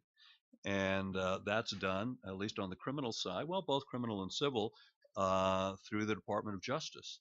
And so the problem becomes when the execution of the laws or the violation of the laws may involve the executive himself, or associates of the executive, or close family members of the executive. And then that raises the dilemma and the conflict of whether or not then the president has a conflict with respect to executing the laws in his favor, not in favor of the public good. And so with respect to the insulation of that, well, how do you deal with that problem? We have to keep in mind that the framers were certainly aware of this problem of too much power being vested in the hands of a single individual. And there's a very famous saying in the United States, and I don't know if there's something similar here in Brazil, but the saying is, power corrupts, and absolute power corrupts absolutely. And so I think the framers were aware that absolute power corrupts absolutely. And so in an effort to prevent that, they drafted this very finely calibrated system of governance that involves checks and balances. And so in the case of Morrison, or in the case of the firing of Comey, and the president saying, well, look, I have the appointments power under the Constitution, and by implication, I have the removal power to ensure that the laws are faithfully executed, so I can appoint anyone and I can fire anyone. Well, then that becomes a problem, because then the president can insulate himself by firing the attorney general and the special counsel and the director of the FBI and so forth. So therefore, this is why Morrison is such an important case, because it recognizes that the legislative branch has a role to play here, that it can infringe upon the president's authority as the person in charge of the executive branch and can place a limitation or limitations on the president's authority to fire, to remove individuals from the executive branch. And that's the tension. That's the tension that we see. And so I think it's a very important principle. But even more important, it's not limited to what happened with Nixon and the Saturday Night Massacre, but I think it has direct application today. Now, what's also interesting is that Congress has been debating enacting legislation to protect the special counsel from being fired by Trump.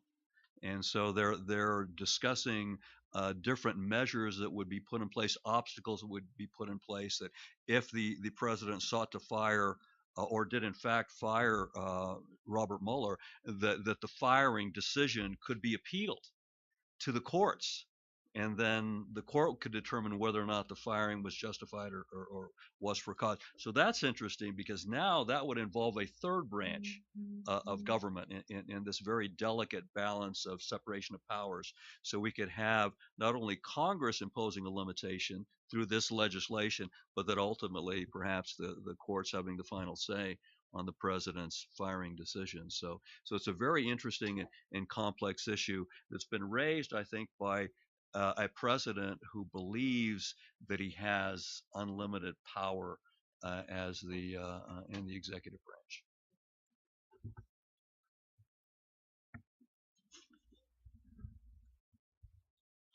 Por favor. Sim.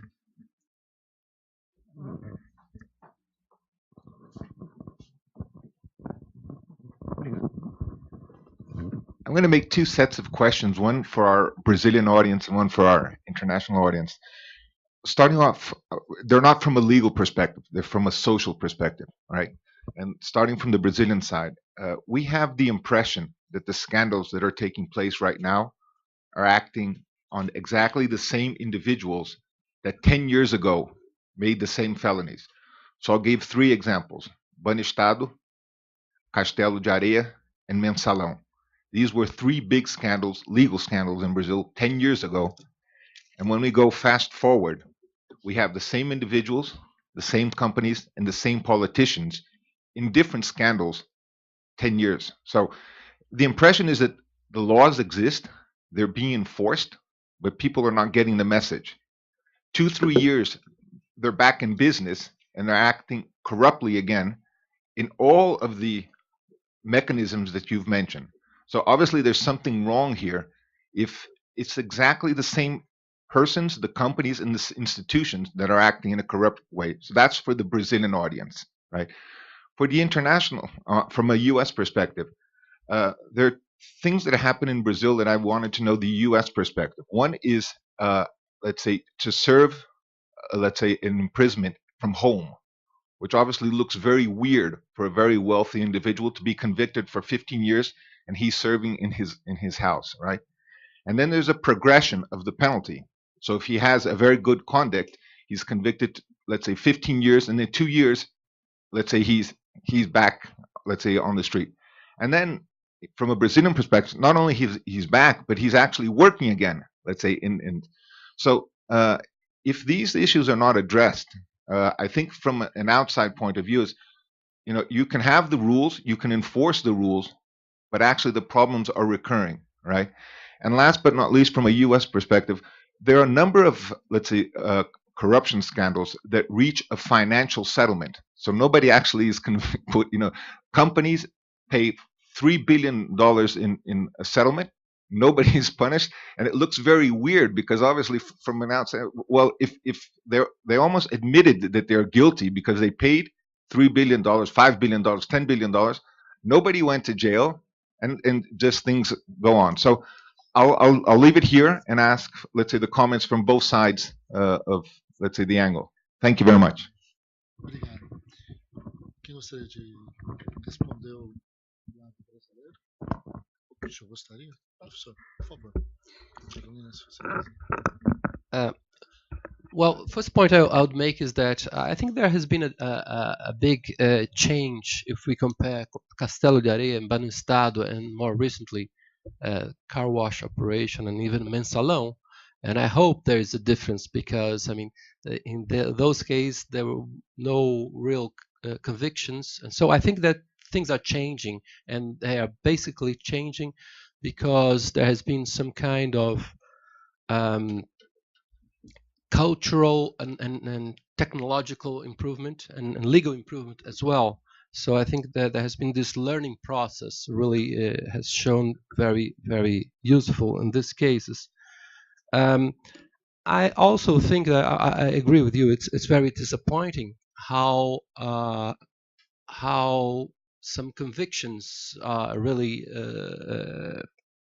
don't really make the difference, and the and in a sense the crime still pays, and this is very unfortunate. I think that there's now as you know, there's a huge pressure towards loosening some more strict rules, and this is basically because now, I mean, there are very huge big fishes in the net. So I think this is very risky for the whole system. I mean, and for example, when Mensalão was being judged and trialed, I remember that many people said that if, for example, the former president Lula was was being prosecuted at that time, there was a high risk that nobody would be convicted because there, at that time at least, he was such a huge fish, a shark. So it was the net was not strong enough. And I think that now we are facing the same kind of risk because there's so, I mean, the corruption cases are so spread, and there's such a strong political pressure towards changing the rules. And just to, I mean, to add something that Del Pozo mentioned, I mean, there's I think a strong agreement among specialists, legal specialists, that there has to be some improvement, for example, in the in our rules concerning responsibility, for example. But we are facing such a very risky time because, I mean, if we decide to change the rules now, there is a huge risk that we wouldn't really would give a step forward, but there's the risk to I mean to a backlash. So that's it. I agree with you.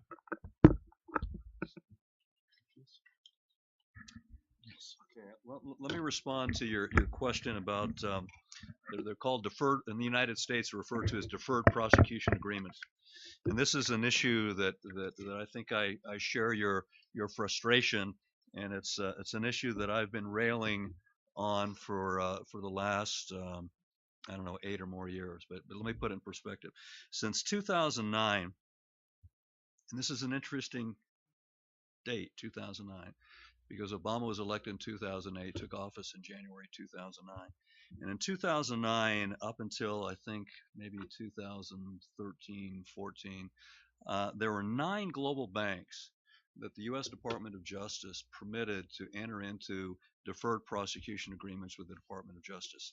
And what these deferred prosecution agreements required is they required the banks to admit they had violated the law. So they admitted, they conceded that they had intentionally, deliberately violated the law. And then they were required to pay a large fine. And in some cases, the fines were astronomical. They were in the billions of dollars, not merely hundreds of millions, but in the billions of dollars with some of these banks. And then they promised to not violate the law again, which is good to, that's a nice thing for them to say, thank you very much, shouldn't have violated in the first place, but we'll accept your, we'll see what happens. But no one went to jail. And no, and the bank wasn't convicted because what ended up happening is, well, we're going to agree to kind of re-examine and amend our government our regulations to comply with government regulations, our compliance program. We're going to fix that. And what's interesting is the violations were really serious violations. They involve violating U.S. economic sanctions and doing business with Iran. And the U.S. has had economic sanctions against Iran going all the way back to the Carter administration and the embassy hostage crisis. And those sanctions prohibit U.S. persons, including foreign banks with a U.S. branch, from doing business with Iran. And these banks knew this, that they were prohibited from doing business.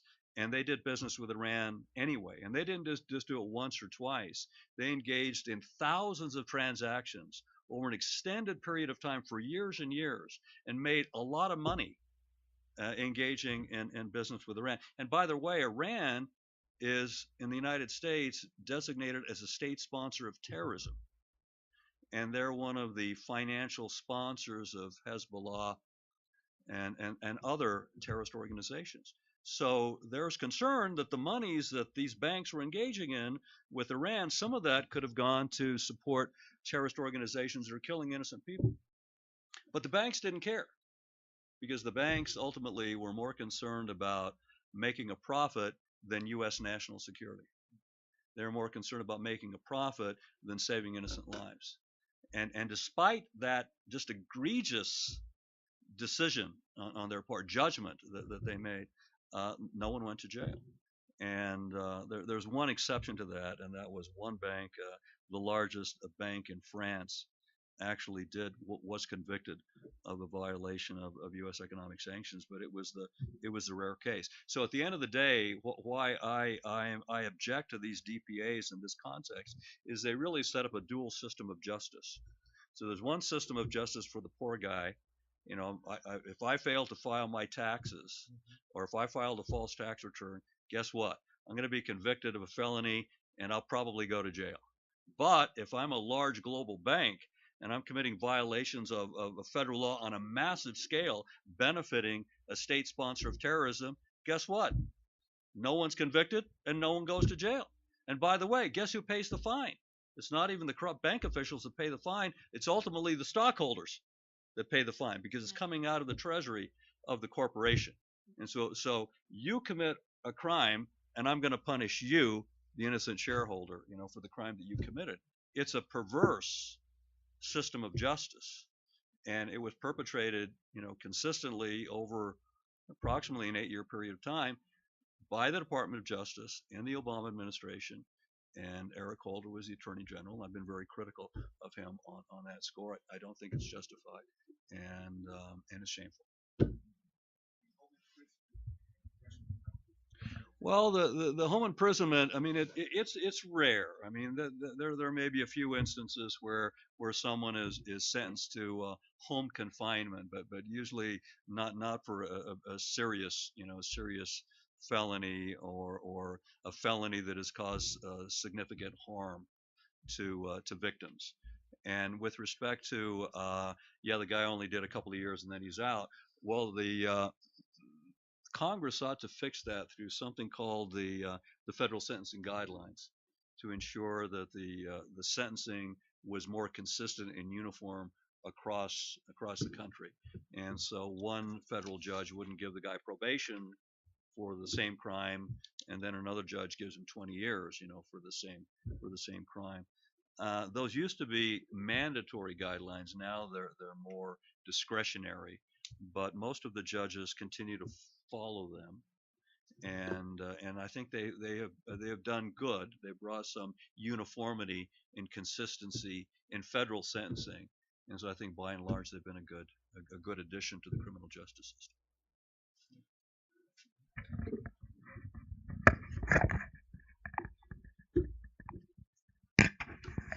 Só para fazer um rápido comentário a respeito da sua pergunta, a verdade é que a Operação Lava Jato, especialmente a Operação Lava Jato, né? Você falou de outros escândalos, né? Mas tratando especificamente de um paradigma, né? Ela demonstrou uma crise muito grave no sistema de controle do Brasil, porque a legislação já existia, os tribunais de contas já estavam funcionando, o Ministério Público também atuante. Por que depois da Operação Lava Jato se muda a postura, ou se há uma positividade no sentido de se alterar a postura dos órgãos de controle no sentido de combater a corrupção? O que aconteceu? Qual foi a mágica, né? Revelar uma crise como essa, institucional, no Brasil, que a Operação Lava Jato revelou, acaba sendo muito triste, por um lado, porque demonstra que alguma coisa estava se fazendo errado, mas, de outra sorte, mostra um futuro promissor. Um futuro onde talvez as instituições sabedoras, né, de maior consciência do papel que elas desempenham no exercício do controle, possam realmente realizar aquilo que todo mundo quer, que é uma sociedade limpa. Né? Eu participei, há 2 meses atrás, de um congresso internacional de compliance. E o meu painel era sobre compliance e infraestrutura. Tinham 500 pessoas na plateia. Eu imagino que se esse painel fosse feito há 4 anos atrás, não apareceria ninguém. Provavelmente teríamos um coro negativo. Talvez minha mãe, se eu convidasse para vir, enfim, meus parentes. Mas a verdade é que houve uma mudança de postura no Brasil. Só que isso, né, demora para acontecer, porque o Brasil é um país de dimensões continentais.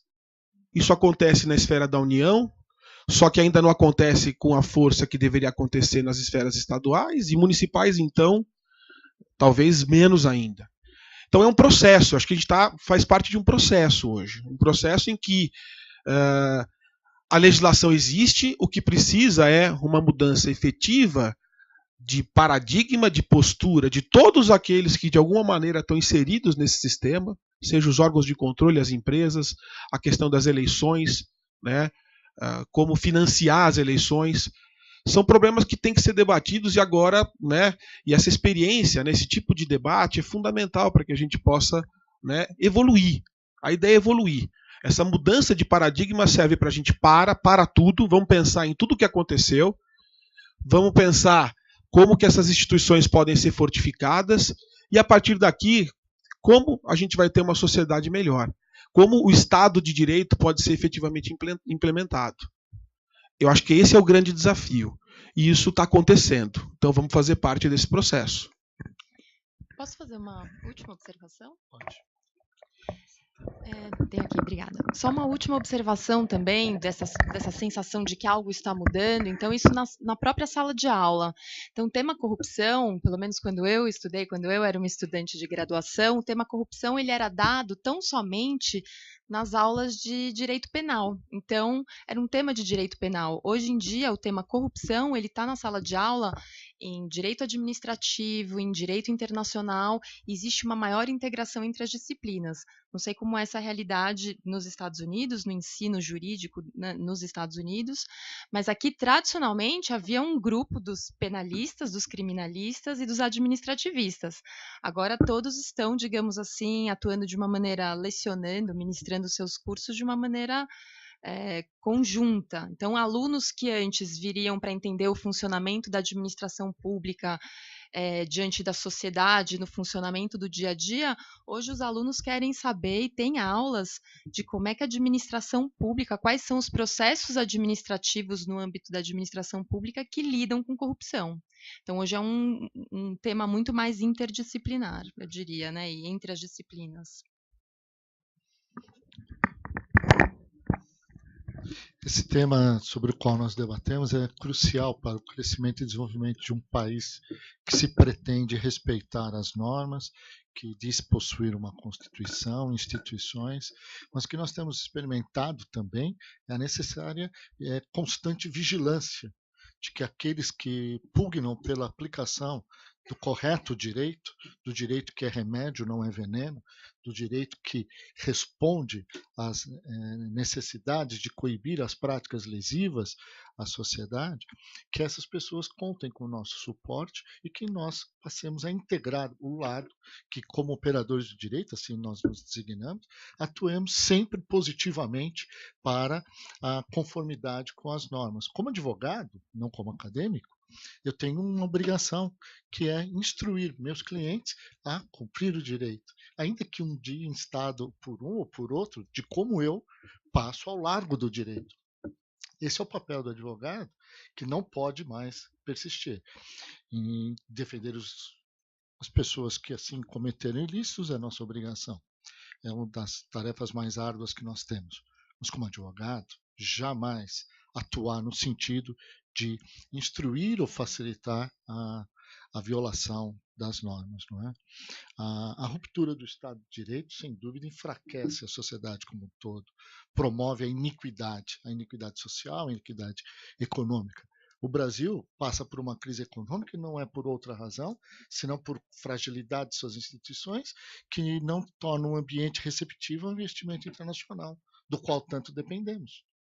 Ou mesmo o investidor nacional, que sofre para fazer valer os seus direitos. Não é? Então, temos uma situação que requer e exige que o Estado de Direito seja assim observado e que as medidas de combate à corrupção se tornem, inclusive, medidas de políticas públicas, e não que aqueles que deveriam nos representar sejam os praticantes dos ilícitos. Não é?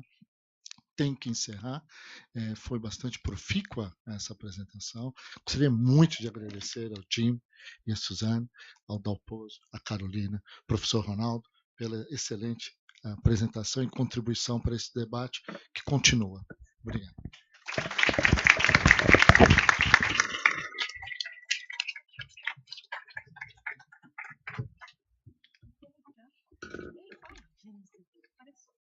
Obrigada, viu?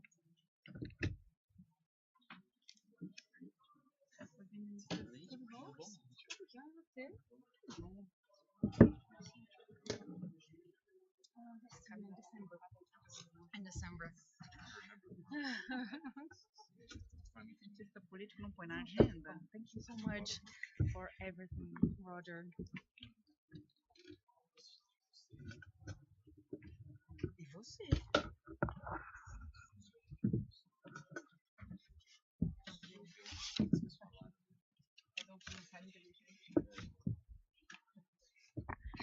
Obrigada, Inês, por vir comigo. Então, eu não vi o professor de mundo. Não tá aqui não, né? Vamos ver. Confirmou primeiro, há 2 semanas atrás. Mas confirmou também uma reunião ontem que ele não veio. Então, não. Vamos lá. Bom dia a todos. Muito obrigada pela presença de todos aqui, prestigiando esse evento. Vieram participar dos debates sobre Estado de Direito e os desafios do combate à corrupção, com professores brasileiros e convidados, nossos convidados de Notre Dame. Eu vou tentar moderar esse segundo painel com a mesma elegância que o Dr. Furriela. Espero que esteja à altura desse desafio. O intuito desse segundo painel é debater o papel do Estado de Direito, do Estado democrático de direito no desenvolvimento social, político e econômico. Então, quais são as instituições de direito que promovem o desenvolvimento? Esse é o maior intuito do segundo painel. Mas antes de apresentar os prestigiosos membros desse painel, eu gostaria de agradecer primeiramente a todos os dirigentes e membros da equipe de Notre Dame por todo o suporte, pela colaboração intelectual para a realização desse evento. Professor Pippinger, Professor Roaring, Catherine Wilson, Thaís Pires, Rafael Galvão. E eu também gostaria de agradecer publicamente a duas pessoas que tornaram possível essa aproximação da Faculdade de Direito da USP com os professores de Notre Dame. E aqui eu gostaria de agradecer a Milena Góes e ao Jim Avios. A Milene e Jim são meus conterrâneos de São Roque e me convidaram para conversar no segundo semestre do ano passado, trazendo essa oportunidade de diálogo com Notre Dame. Nós tivemos aí alguns meses para pensar esse evento, para construir esse evento, e a partir do diálogo com a equipe de Notre Dame, e com a participação também do Daniel Steinberg, que está aqui da nossa casa, nós pudemos iniciar essa aproximação acadêmica entre os professores dos painéis de hoje e da nossa faculdade. Na época, quando eu conversei com a Milene e com o Jim, eu estava grávida de 5 meses, 5, 6 meses, e hoje meu filho completa 7 meses. Então, acredito que eu possa dizer aqui que, nesse último ano, nós tivemos 2 gestações de projetos bem-sucedidos. Se é que eu posso usar a mesma palavra para esses 2 eventos. Bom, without further ado, eu vou apresentar para vocês o nosso painel. Professor Roger Alford, atualmente vice-procurador-geral adjunto da Divisão Antitrust do Departamento de Justiça dos Estados Unidos, atualmente em licença de Notre Dame, mas vice-reitor de internacionalização e programas de pós-graduação da Faculdade de Direito. Eu tive o grande privilégio de conhecer o professor Roger o ano passado em Londres, e a gente já pôde iniciar essa discussão sobre a importância dessa conferência de hoje e nosso interesse acadêmico em estreitar relações com Notre Dame. Em seguida, eu gostaria de passar a palavra ao professor Michael Kopet, professor de ciência política da recém-criada Keough School of Global Affairs, da Universidade de Notre Dame, um projeto bastante inovador da universidade que procura formar líderes mundiais para atuar no contexto da globalização econômica em benefício do desenvolvimento humano, um projeto bastante desafiador. Em seguida, o intuito é nós trazemos comentários formulados pelos professores Alberto do Amaral Júnior, professor associado da Faculdade de Direito, em seguida, a professora Vera Monteiro, professora da Escola de Direito da Fundação Getúlio Vargas. O professor Fernando Limonge não está presente, infelizmente, acho que ele teve um contratempo. E na sequência, eu gostaria de passar a palavra ao professor da casa, Vinícius Marques de Carvalho, para dar o pontapé aos nossos debates, iniciar os nossos debates. Okay? Muito obrigada, e professor Roger, the floor is yours. Thank you. Thank you.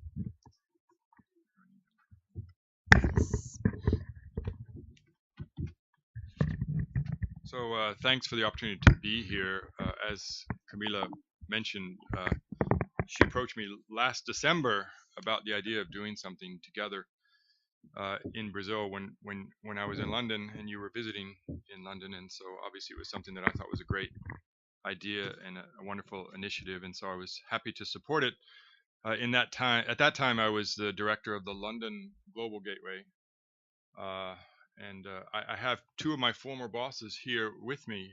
So Michael Pippinger was my boss's boss, and then Warren von Eschenbach was my boss at the London Global Gateway. And so I'm happy to be here to see this finally come into fruition, and I'm excited about the possibilities of a global center that would have cooperation and consultations with Brazilian universities, including USP. Since that time, I accepted a job.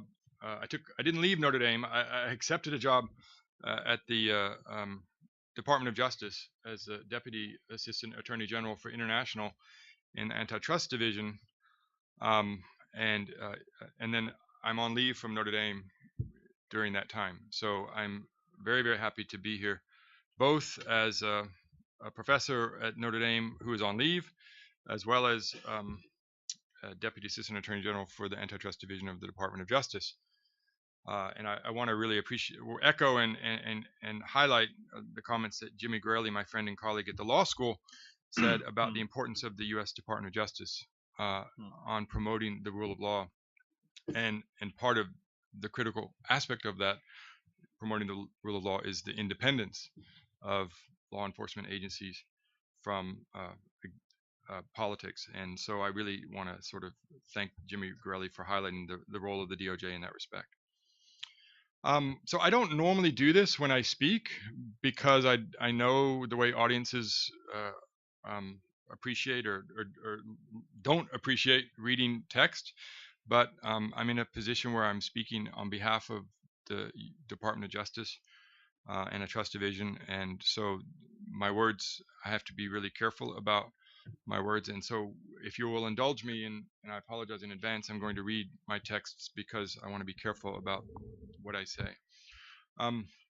So as I said, I've been at the Department of Justice since August 1.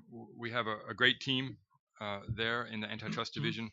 We have approximately 300 lawyers just enforcing antitrust, and about 50 economists helping us analyze misconduct, and then as well about 250 support staff that help us in supporting antitrust enforcement, anti-competition enforcement. And my specific role in that capacity is to promote international affairs, international relations. And so I was able quite happily to spend the day yesterday, all day yesterday, with the competition authorities here in Brazil and Brasilia, CAGE. And then we will be going tomorrow to Argentina to do the same with the competition authorities in Argentina. And last month I was in China, and last week I was in Canada, trying to work with competition authorities around the world to try to coordinate our activities. There really is a sort of broad consensus about what we're trying to accomplish. So that's sort of my background, preliminary comments. I really am happy to be able to be in this position as a competition enforcer, and it does have a direct relationship to the issues of corruption. And so now with the beginning of my prepared remarks, I want to begin by saying that there is in fact an undeniable link between good governance and human flourishing. And let me just pause for a moment and describe what I mean by that when I use the term good governance and the rule of law. As I mentioned last week in Shanghai to a very different audience, there are 4 key components to the rule of law. First, the rule of law requires a system of government in which all persons are accountable under the law. Second, the government must be based on fair, published, and stable laws. Third, there must be fair, robust, and accessible legal process pursuant to which rights and responsibilities based on law are evenly enforced. And then finally, the rule of law requires competent and independent lawyers and judges. Although not exhaustive, and I encourage you to look at the ingredients of the rule of law on your own time, but these are some of the hallmarks of the rule of law: accountability, stability, fairness, even-handedness, and independence. Such factors provide the nurturing environment necessary for countries and their citizens to flourish to their full potential. Because of the theme of the conference today, I want to talk about one of the most important aspects of the rule of law, and that is the fight against corruption. Corruption is, as we all know, a problem as old as man. No country or generation is immune from the cancer of corruption on the body politic. It has been a topic of intense economic analysis and prolific literary wisdom. Before I provide you with evidence from the former, let me share a few examples of the latter. King Solomon declared, quote, "By justice a king gives a country stability, but those who are greedy for bribes tear it down." In Don Quixote, Cervantes presented a tragic story of a man who dreamed of a golden age of justice and virtue, willing to take up his sword to slay imagined dragons. But in the end, the mad conquistador lost all faith in humanity, overcome by the utter corruption and injustice in the world. Jonathan Swift, one of the most celebrated satirists of government venality, lamented in Gulliver's Travel the many innocent and excellent persons who have been condemned to death by the practicing of ministers upon the corruption of judges. And in Shakespeare's Hamlet, Marcellus famously declared that something is rotten in the state of Denmark. He was referring, of course, to the corrupting influence of Claudius had through mismanagement of the affairs of state, through the thrusting the kingdom into moral bankruptcy and political decay. It is a refrain that echoes across the ages. At one time or another, almost every nation has been the subject of the same complaint. Something is rotten here. Corruption is the opposite of the rule of law, both in meaning and effect.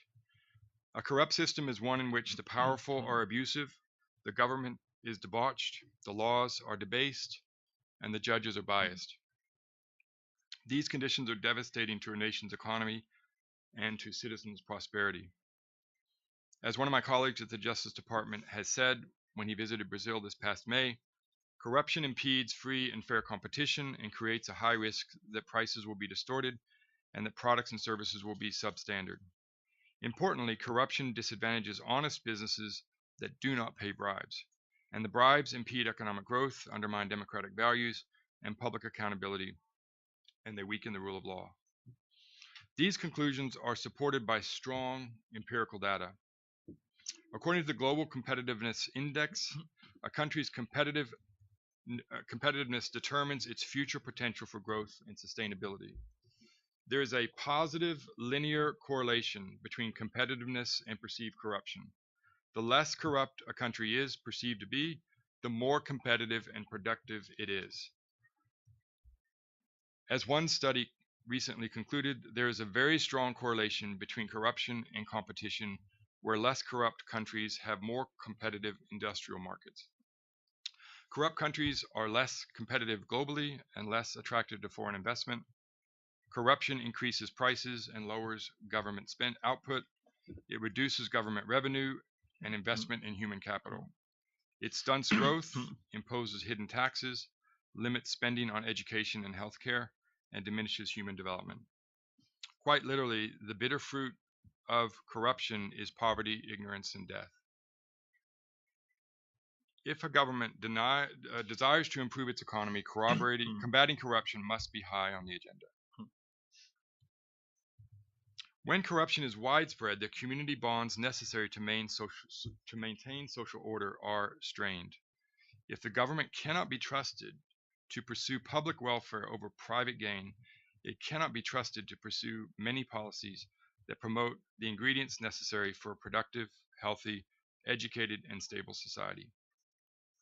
Moreover, by observing corruption among government officials, it alters perceptions of society as a whole.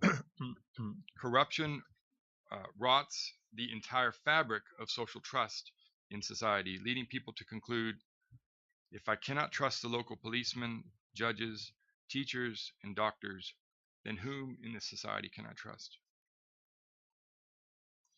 With these general principles in mind, let me now turn from the general to the specific. General principles find their application in concrete cases, and I would like to spend the remainder of my time talking briefly about how the role of competition enforcement, and specifically how the U.S. Department of Justice Antitrust Division seeks to deter corruption and promote the rule of law by vigorously protecting competition and consumers.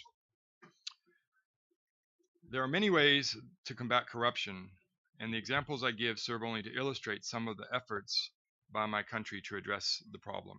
You've heard already before this presentation about other alternatives and mechanisms for combating corruption. And here I should note that we in the Department of Justice have a very productive cooperation with Brazil's competition authority, CADE, one of the institutions that Carolina mentioned in her presentation. And over many years, I want to take a moment to recognize CADE, an institution that most of you may not be well aware of, but they have been doing incredible work for literally decades in fighting price fixing and collusion and bid rigging in public procurement. As I said at the outset, we as competition enforcers are in a unique position to observe the connection between the rule of law and economic prosperity. And for this reason, our counterparts are important to use not only as partners in specific cases, but also as allies in promoting the rule of law principles for the benefit of the economy and consumers everywhere. I want to focus now on two aspects of our approach: transparency and accountability. Transparency is key to the rule of law because rules are fixed and publicly known, create a stable framework for individual and collective decision making. Transparency also enhances trust in the government, ensuring that the public has confidence in government policies and processes. At the Department of Justice Antitrust Division, we strive to be as transparent as possible by, for example, offering public access to our manuals and guidelines, outlining our enforcement practices and procedures. Our cartel leniency program is another example. This program sets forth a number of objective criteria and provides leniency, meaning no criminal fines and no jail time for directors, officers, and employees, to the first company that approaches us voluntarily to report violations of our criminal antitrust laws, such as price fixing, bid rigging, or customer allocation. This program is enormously successful in no small part because companies and individuals trust that we will evaluate their application fairly according to published criteria. And thanks to the leniency program, companies have strong incentives to review their activities, root out illegal anti-competitive conduct, and report criminal conspiracies. Their trust in the fair enforcement of our leniency program is a key factor in our ability to detect and deter criminal activity. And as a result of that trust, consumers benefit from greater competition, through lower prices and higher quality goods and services. Another key component of our criminal program and of the rule of law generally is individual accountability, which we've already discussed this morning. In the United States, it is not just corporations that are criminally liable for antitrust crimes. Individuals are too, and they have been in Brazil since 2012. As my colleagues at the Antitrust Division have explained before, holding companies accountable and assessing large fines alone are not the only means or even the most effective way to accomplish our goal of deterring and ending cartels. Individuals commit the crimes for which corporate offenders pay, and every corporate crime involves individual wrongdoing. For that reason, we at the Department of Justice Antitrust Division have a long history of holding individuals accountable for antitrust crimes, and we have consistently touted prison time for individuals as the single most effective deterrent to criminal collusion. Let me just give you one example that touches on these various themes: competition, corruption, rule of law, individual accountability, and transparency. This past June, Yuval Marshak was sentenced to 30 months in prison for participating in a scheme to defraud the United States Department of Defense. The United States spends billions of dollars per year to provide foreign governments with money to be used to purchase American-made military goods and services, and the program encourages the use of competitive bidding in all foreign government contracts. In this case, Marshak and others falsified bid documents to make it appear that certain contracts had been competitively bid. Marshak also falsified certifications to the Department of Defense, stating that no commissions were being paid, when in reality he had arranged to receive substantial commissions on the contracts. He even arranged for the undisclosed commission payments to be made to a US-based company that was owned by a close relative. So if you look at that example and you see our criminal complaint, it's a perfect example of the issues that I addressed earlier. In a world where business transcends geographic boundaries, many of our cases involve cooperation with our foreign counterparts, and we rely on these relationships to amplify our efforts to promote competition and the rule of law. In the case of Yuval Marshak, we benefited from Israel's cooperation in investigating the crime and Bulgaria's cooperation in ultimately extraditing the perpetrator from that jurisdiction. So I began my remarks today by discussing the importance of the rule of law to economic prosperity. I want to now take this opportunity to talk in more detail about the efforts of the Antitrust Division to fight corruption in the United States. The most common intersection of corruption and anti-competitive conduct occurs in government procurement, when bid rigging can be combined with or facilitated by other illegal activities such as bribery of public officials, unlawful kickbacks, and fraud. As we explained in a paper prepared for an OECD roundtable on fighting corruption and promoting competition, in the United States, it is not uncommon for the Antitrust Division to uncover evidence of both bid rigging and other corruption in the course of an investigation. In such cases, the DOJ must determine how to focus the investigation and the prosecution. The crime of bid rigging and those related to kickbacks, for example, have different elements of proof, and investigatory procedures may also differ. For example, our leniency program applies only to antitrust crimes, not fraud or bribery. We may also work with other components of the Department of Justice, such as the Criminal Division or the U.S. attorneys located throughout the United States, when there's evidence of antitrust and non-antitrust crimes. Although bid rigging and offenses involving bribery, kickbacks, or fraud are different crimes in the United States, the evidence may be similar. For example, the records of communication and the trail of unlawful payments may surface in the same file. In assisting the antitrust, the FBI has found analytical synergies in grouping these kinds of conduct together, because investigations of any one of these areas may lead to operational intelligence in the other. With that background on our investigation methods, let me provide some recent case examples and describe the lessons we have learned about detecting illegal conduct in this area. As I mentioned earlier, corruption reduces the value of social services, essentially creating an involuntary hidden tax on government services. These cases illustrate our efforts to combat the social cost of corruption on environmental protection and education. In 2016, we tried and obtained the conviction of John Bennett for fraud against the United States as a result of a kickback scheme in the procurement of environmental cleanup services. Bennett's company served as a subcontractor that specialized in transporting, treating, and disposing contaminated soil. Essentially, this guy was using dirty money to clean up toxic dirt. To obtain business from the Environmental Protection Agency, Bennett paid the general contractor more than $1 million in kickbacks in the form of luxurious trips and other extravagant gifts. Bennett's company then submitted inflated or falsified invoices to the general contractor and ultimately to the U.S. government in order to be reimbursed for the illegal kickbacks. This scheme ultimately corrupted approximately $43 million worth of subcontracts. With the cooperation of the Canadian government, we secured his extradition, and a jury of his peers sentenced him accountable for his crimes. He is ultimately sentenced to over 5 years in prison. In January 2017, we secured convictions against 4 individuals for participating in bid rigging and fraud at an auction for public schools, for public school buses in Puerto Rico. These defendants conspired to rig bids for the transportation of Puerto Rican school children, enriching themselves at the expense of students and taxpayers. Those stories are just 2 examples of numerous efforts to combat corruption. Now, it may sound easy, but in fact, what I'm talking about is incredibly difficult to identify, investigate, and prosecute. And with respect to our investigation and prosecution work, I want to pause here to make an important point, one that relates to the theme of transparency that I mentioned earlier.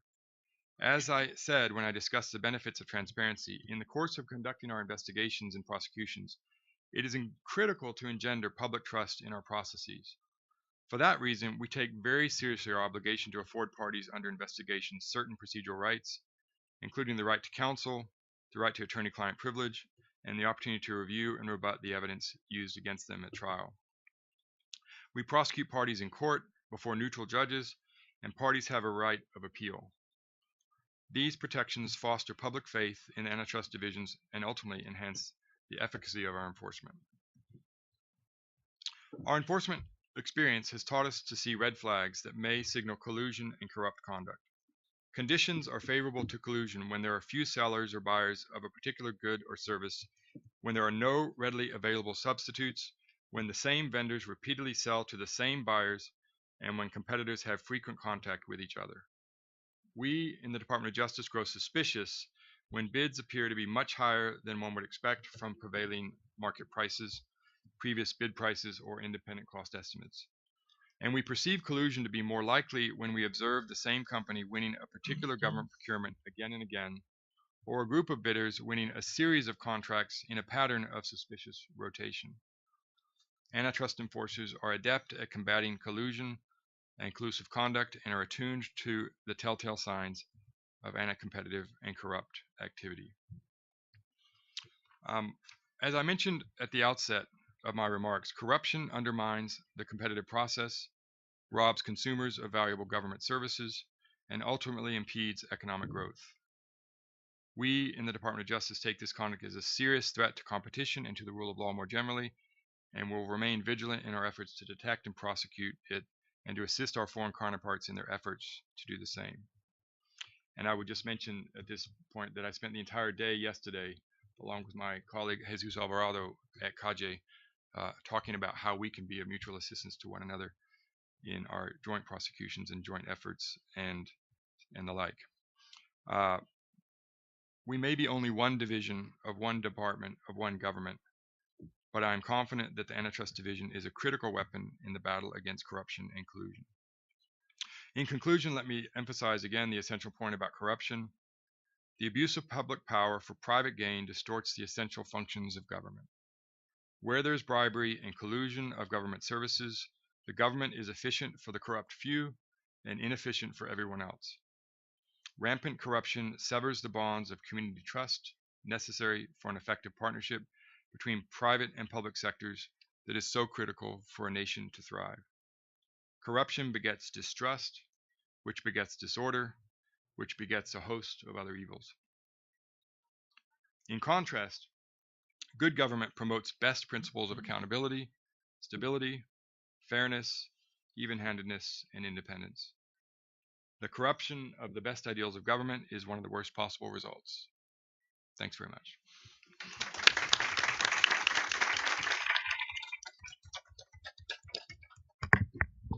Thank you so much, Professor Roger. Queria passar a palavra ao professor Michael Colbert.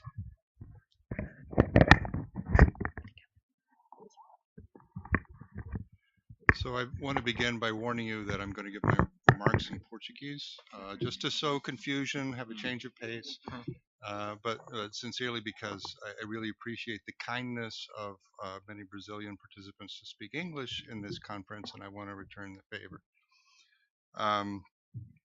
Então, agradeço à Universidade de São Paulo para permitir que a participação nesta conferência.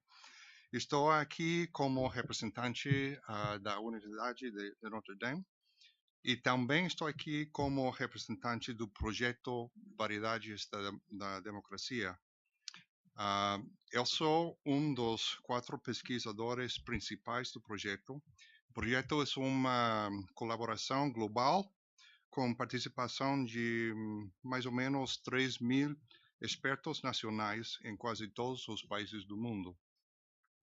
E o projeto é um intento de mensurar as qualidades da democracia em todos os países. O projeto reconhece 5 variedades da democracia e desagrega cada conceito em subconcetos e subconcetos e assim, então define mais de 300 conceitos mais precisos da democracia. E o projeto tem produzido mais de 300 indicadores para 176 países desde o ano 1900 até 2016. E assim, com este projeto, tenho uma perspectiva extremadamente geral sobre a democracia e o império da lei. E, consequentemente, as observações que vou fazer estão nas nuvens em comparação com os professores de direito e também em comparação com os demais professores de minha disciplina. Então, vou falar sobre a relação entre a democracia e o império da lei em termos muito gerais. Tem cientistas políticos que querem manter totalmente separados os conceitos da democracia e o império da lei. E também a democracia com outros conceitos. E assim é mais fácil analisar a relação entre eles, mantendo-se separados. E acho que dos cientistas políticos que quer manter uma separação é o Fernando Limonge, infelizmente que não está, e a quem respeito muito. Mas manter a separação é possível somente se definimos a democracia de uma maneira muito simples, como a competência pelo poder em eleições.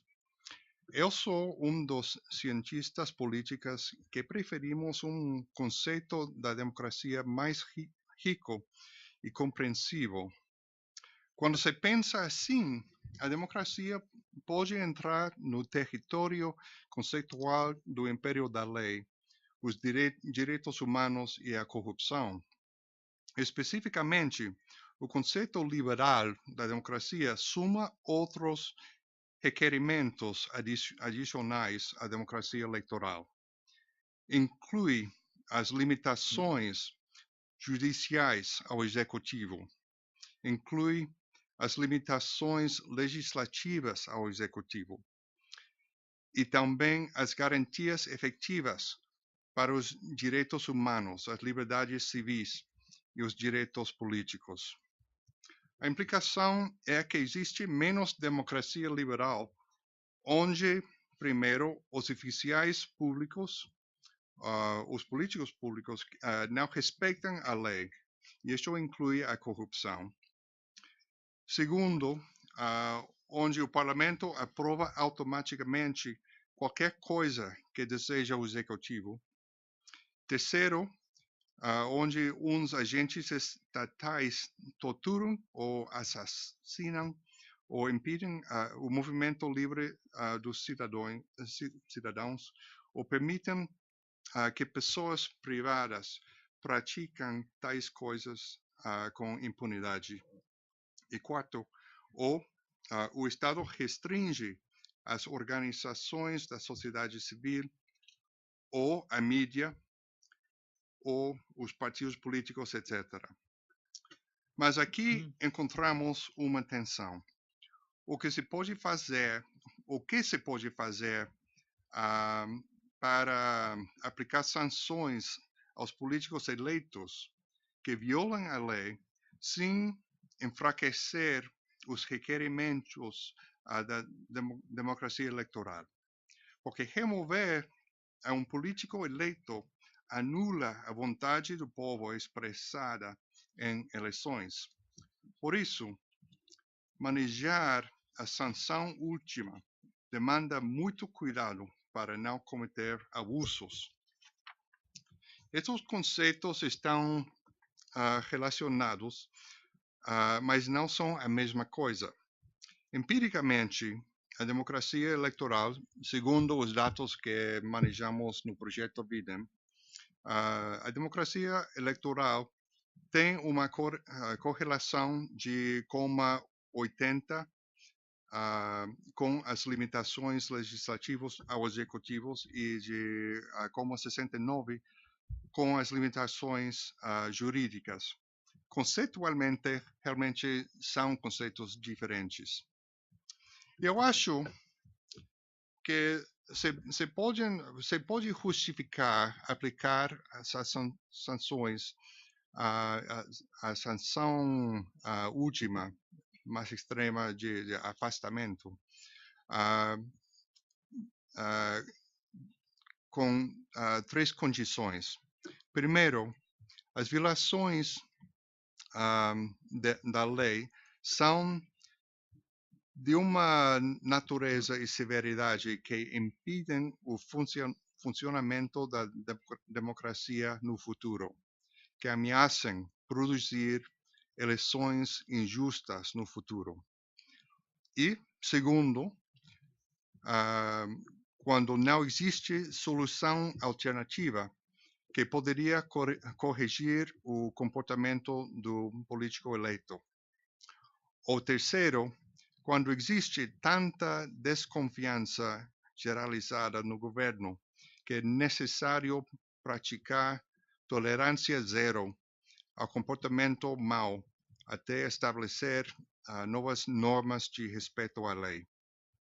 Evidentemente, esses pensamentos são relevantes para o debate atual no Brasil, mas não é óbvio qual é a conclusão em casos particulares, seja o caso de Dilma ou seja o caso de, por exemplo, Eduardo Cunha. Depende da severidade dos abusos de poder em cada caso. E nessa matéria, pessoas razonáveis podem ter e têm opiniões distintas. Concluiu.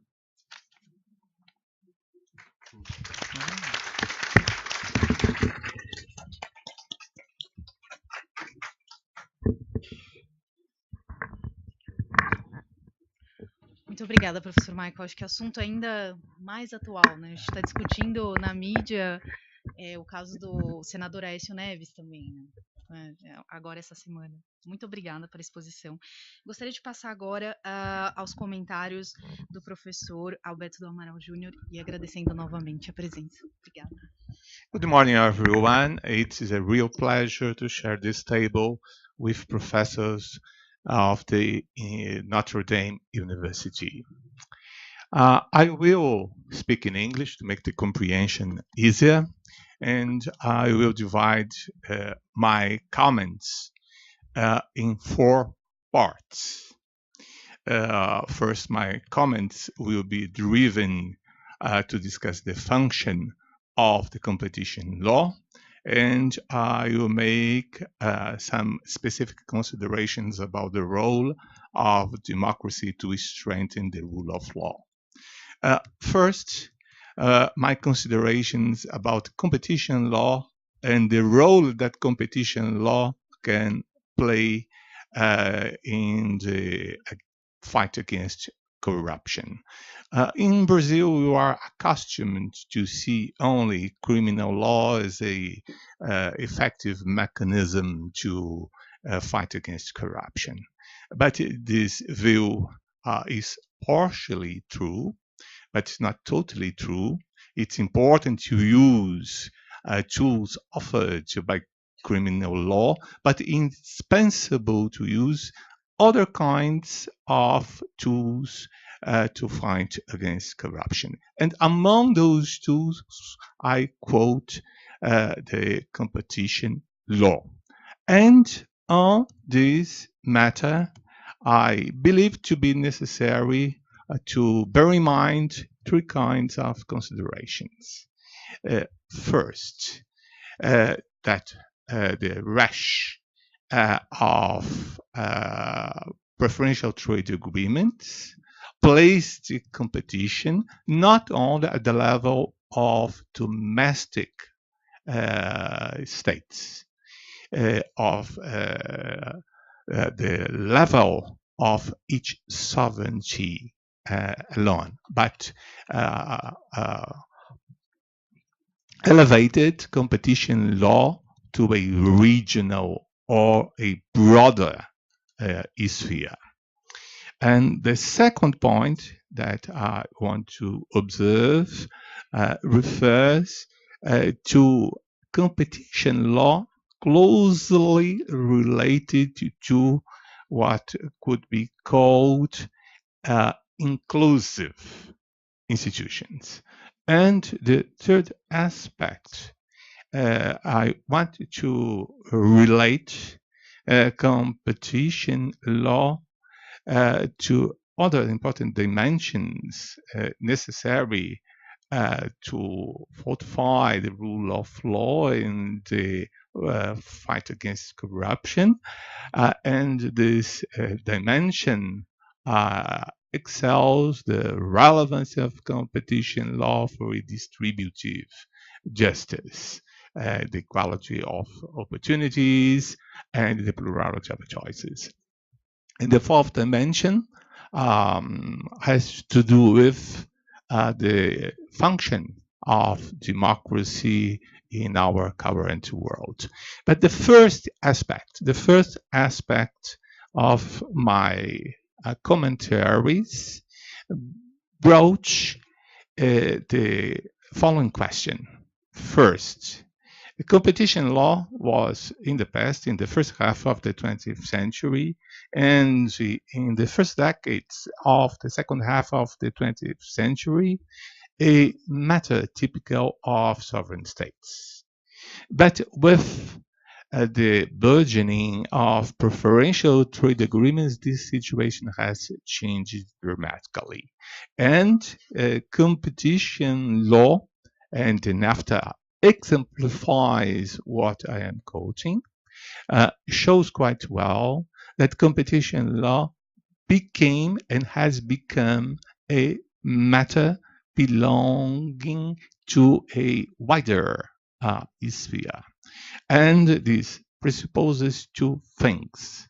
This presupposes a cooperation between governmental officials, and it presupposes fair rules to fight against corruption, rules that can provide governmental officials with necessary means to eliminate and to avoid possible risks flowing from corruption in this realm.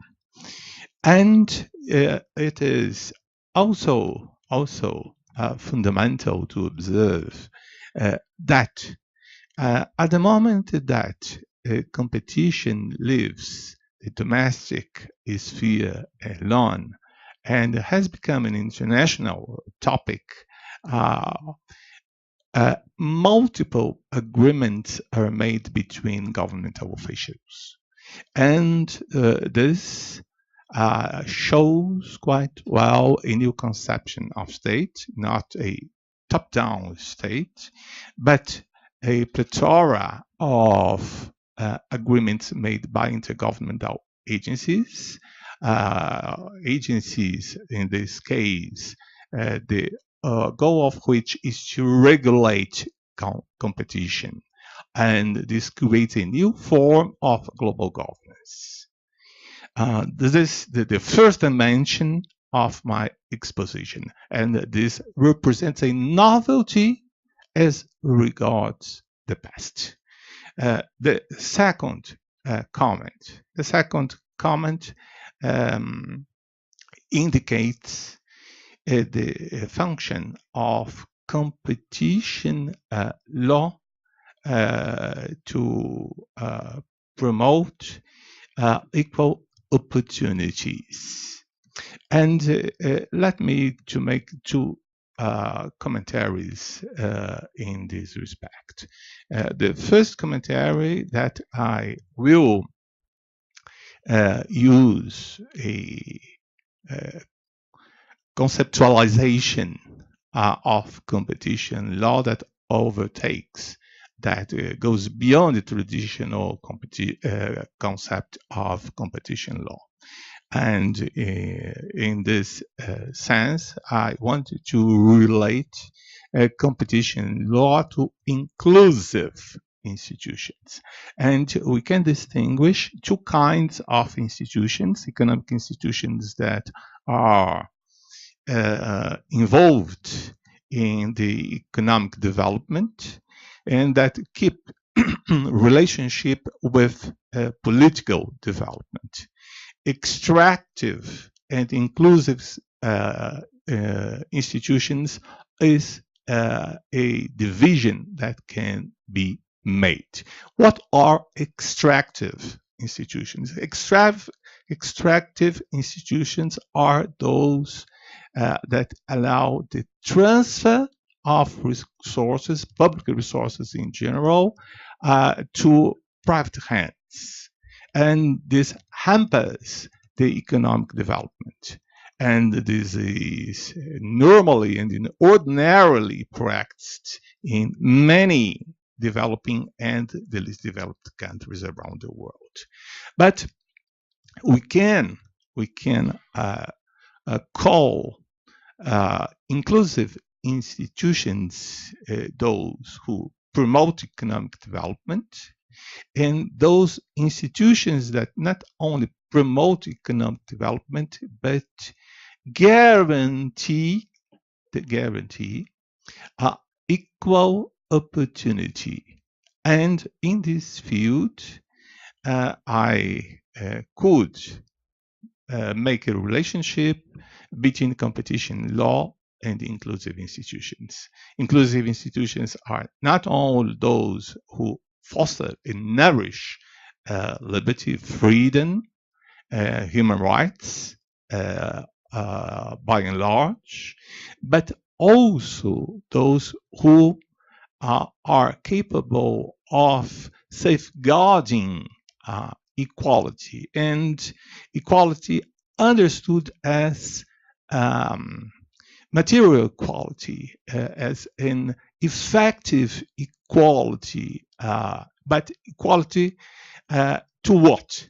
Equality as regards the possibility of existing a plurality of choices.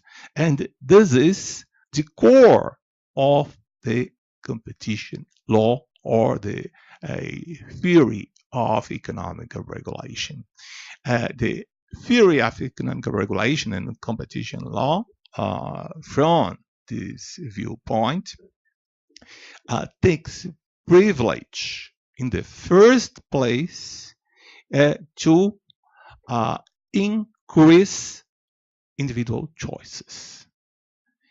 Without individual choices, it is not possible that an individual can exercise freely um, his decisions.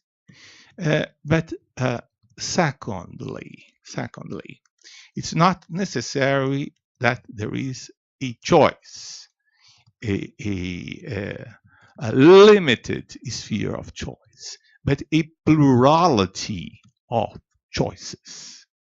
And the plurality of choices means that individual is confronted with a probability to choose among different goods and things, and the individual has information enough to make a good decision. The third function of a competition law is to foster the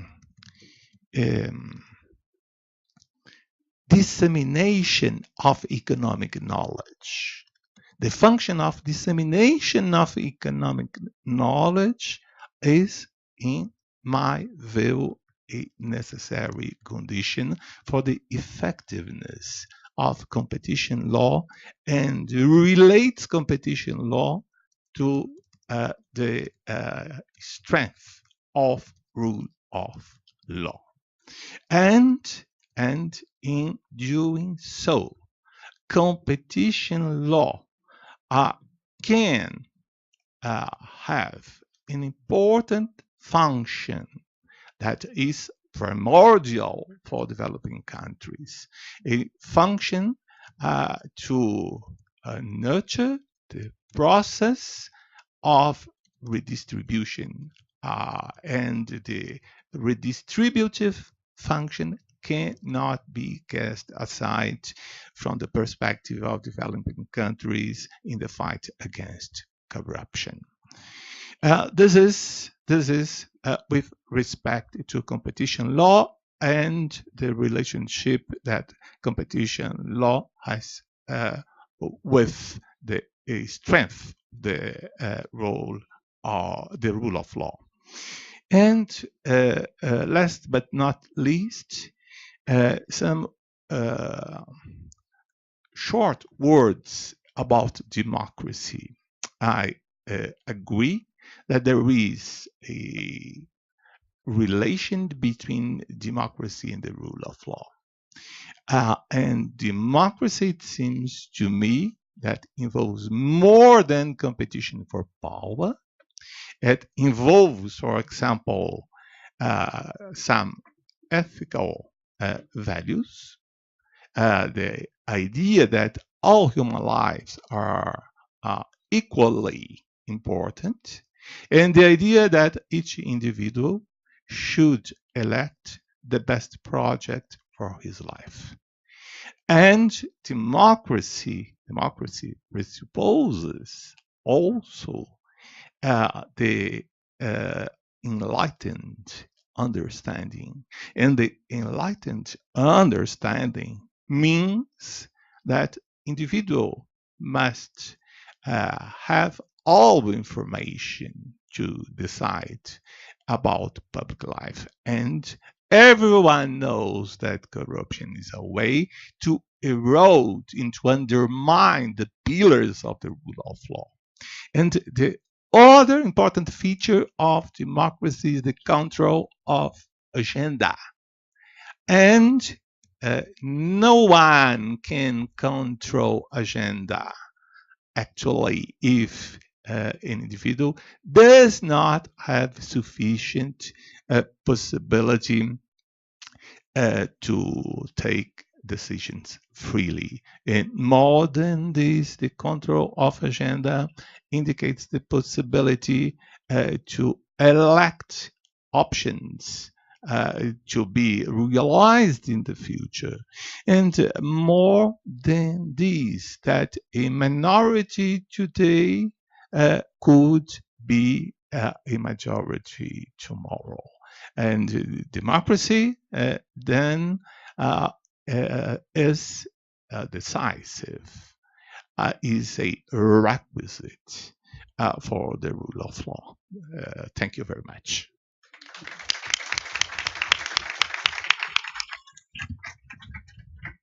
Muito obrigada, professor Alberto, por tratar o tema não só da perspectiva relacionada ao desenvolvimento puramente econômico, mas também por tratar questões relacionadas à justiça distributiva, à igualdade de oportunidades, também a importância de ter possibilidades de escolha, né? São atributos relevantes para o Estado Democrático de Direito, e aqui, concordando com o professor Coppert, como ele ressaltou, me referindo a esses conceitos de forma conjunta, né? Democracia e Estado de Direito. Gostaria de passar agora a palavra à professora Vera Monteiro, da Fundação Getúlio Vargas. Obrigada, mais uma vez.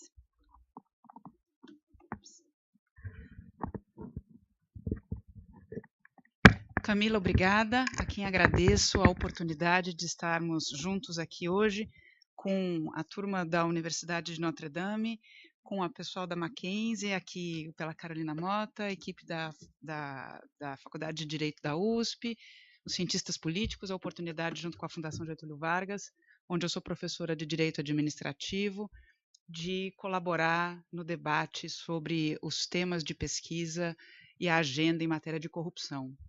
Já que nós estamos fazendo aqui um intercâmbio de informações, quando a professora Suzane falou pela manhã e ela comentou sobre o tema do desenvolvimento econômico e corrupção, ela mencionou o autor Douglas North, e hoje, para quem tiver curiosidade, foi publicado um artigo pela professora Maria Cristina Pinotti, na página 2 do Estadão, falando exatamente sobre esse tema, desenvolvimento econômico e corrupção, e que ela faz também a mesma relação que a professora Suzane fez a partir da obra do Douglas North, e eu recomendo a leitura.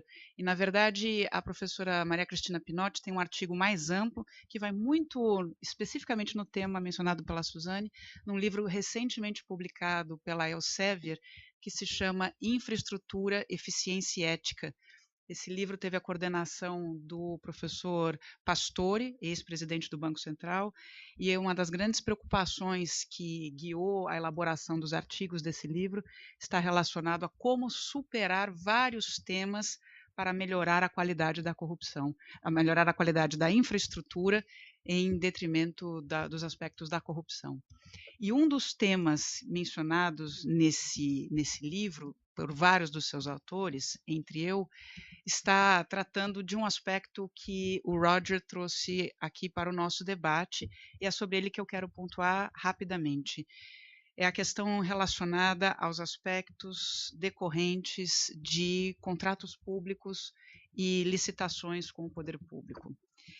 Esse tema foi bastante analisado aqui sob o ponto de vista do direito antitruste.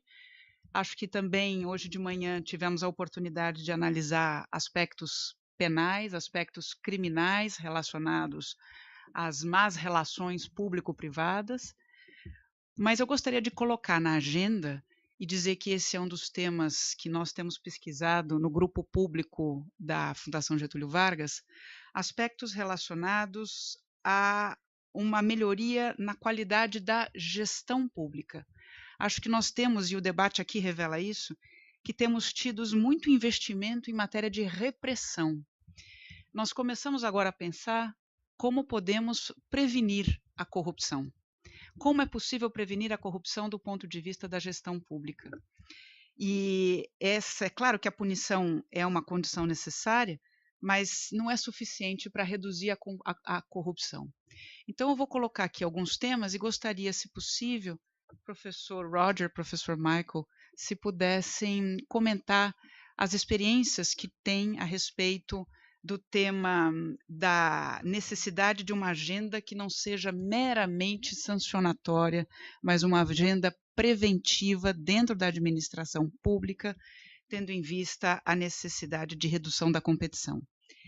Em matéria de gestão pública e processos competitivos, realização de licitação, um dos temas que tem sido objeto de muito debate aqui no Brasil e a dificuldade de saber como isso seria implementado, envolve talvez a criação de uma força-tarefa para processos envolvendo contratos de investimento, contratos com alto vultos econômicos, contratos de alto valor. Seria viável buscar uma articulação prévia entre a administração pública, órgãos de controle como os tribunais de contas, o judiciário, o Ministério Público e o próprio CAD, numa tentativa de antecipar soluções antes da publicação dos editais, para buscar mecanismos para uma competição mais efetiva e real, para evitar os desvios posteriores. A gente sempre encontra uma certa reticência dos órgãos de controle de participar no momento prévio. Existe alguma experiência internacional que tenha trazido alguma informação para que a gente possa servir de parâmetro para os nossos estudos?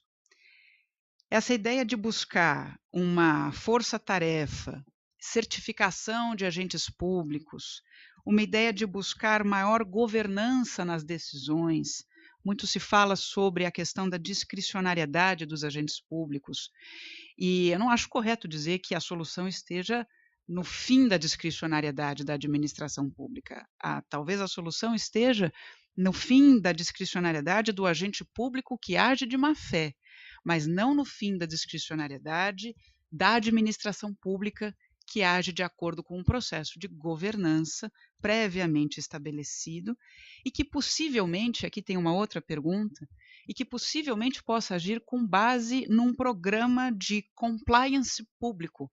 Nós temos muito falado em programas de compliance privado, especialmente por conta da lei anticorrupção, já que o programa de compliance é uma medida que permite a compensação da pena aplicável na lei anticorrupção, é uma maneira de abater as regras ali estabelecidas, mas não se fala da possibilidade e da efetividade de um possível programa de compliance público. Um programa de integridade pública para a pessoa estatal poderia envolver regras que digam respeito à prevenção, detecção e falhas, correção de atos, orientação, transparência, articulação entre os vários órgãos, medidas que envolvam o fortalecimento da estrutura de governança dentro da administração pública. Aplicação efetiva de códigos de ética e de conduta.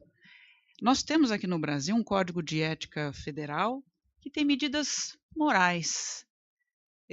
Talvez isso pudesse ser, de alguma maneira, estendido dentro dessa lógica da aplicação efetiva de um programa de compliance público, dentro de uma perspectiva de alinhamento com um planejamento estratégico dos órgãos, criação de comitês de ética, criação de comitês de estratégia, de gestão de riscos. Nós temos um exemplo recente no Brasil, que é o caso da Petrobras, e recentemente o Tribunal de Contas da União teve a oportunidade de avaliar um procedimento, uma norma interna da Petrobras, com relação à busca de parceiros privados para a elaboração de parcerias estratégicas. A Petrobras buscando parceiros estratégicos no mundo para desenvolver negócios.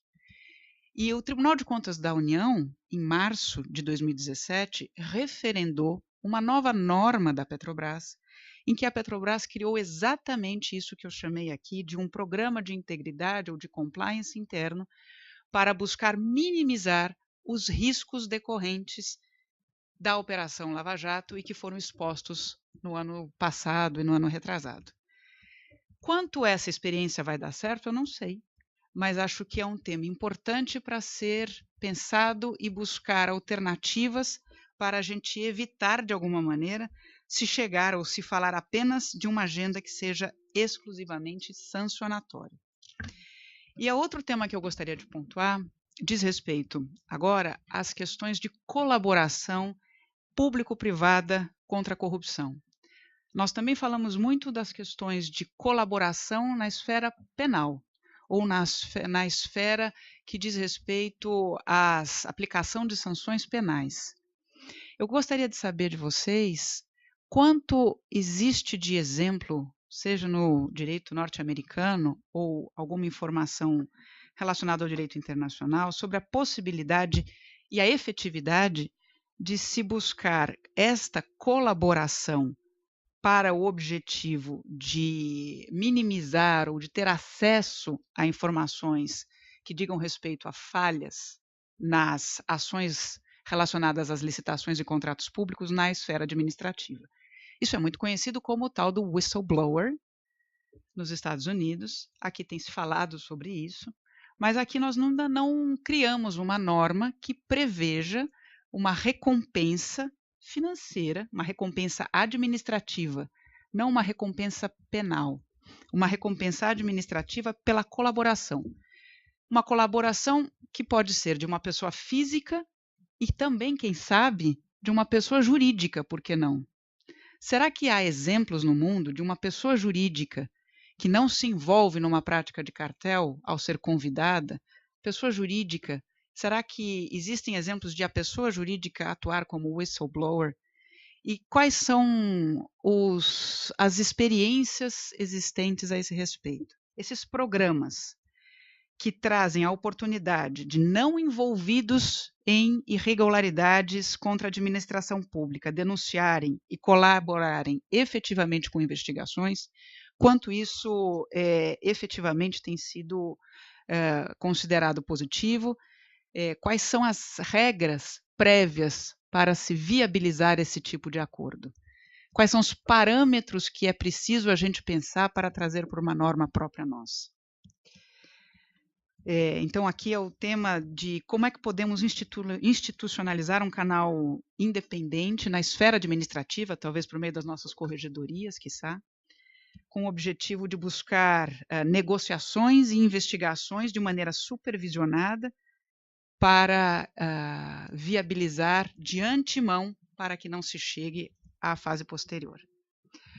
Ainda dentro desse tema da colaboração, uma outra ideia que tem surgido nos nossos debates, no nosso grupo de pesquisa, está relacionado à possibilidade de uma norma vir a prever algum tipo de privilégio, algum tipo de prerrogativa para as empresas que colaborarem nesse ambiente de recompensa administrativa.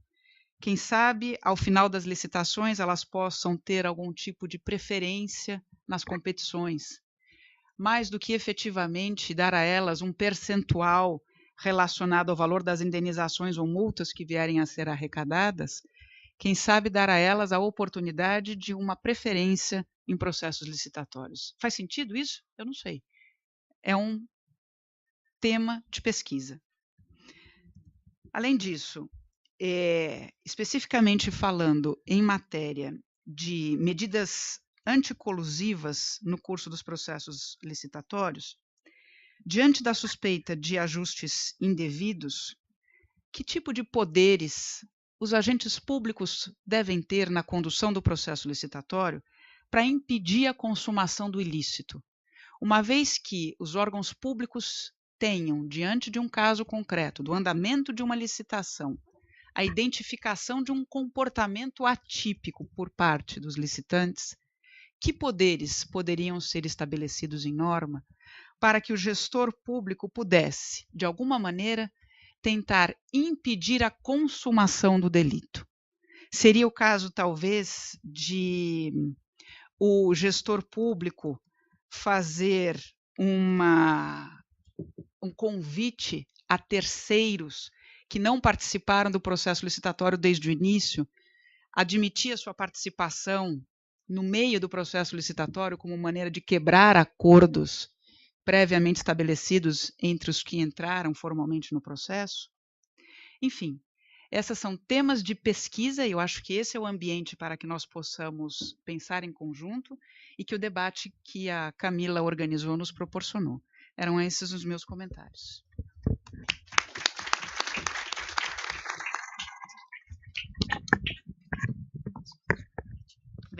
Obrigada, professora Vera. A professora Vera mostrou muito claramente temas que estão na nossa pauta de pesquisa no Brasil, temas relevantes, que podem se beneficiar desse diálogo internacional com Notre Dame. E especialmente a professora Vera ressaltou questões relacionadas a medidas de caráter mais preventivo, em contraste com o que nós discutimos no primeiro painel, de caráter mais sancionatório. A gente traz aí uma visão complementar. A formação dessa mesa é particularmente interessante, né? Porque nós temos aqui o professor Roger, que trabalha atualmente na divisão antitrust do DOJ, e eu gostaria de passar a palavra ao professor Vinícius de Carvalho, que serviu como presidente do CAD, nosso organismo antitrust, durante anos e foi um ator central na condução da reforma do órgão com a nova legislação que nós tivemos em 2011.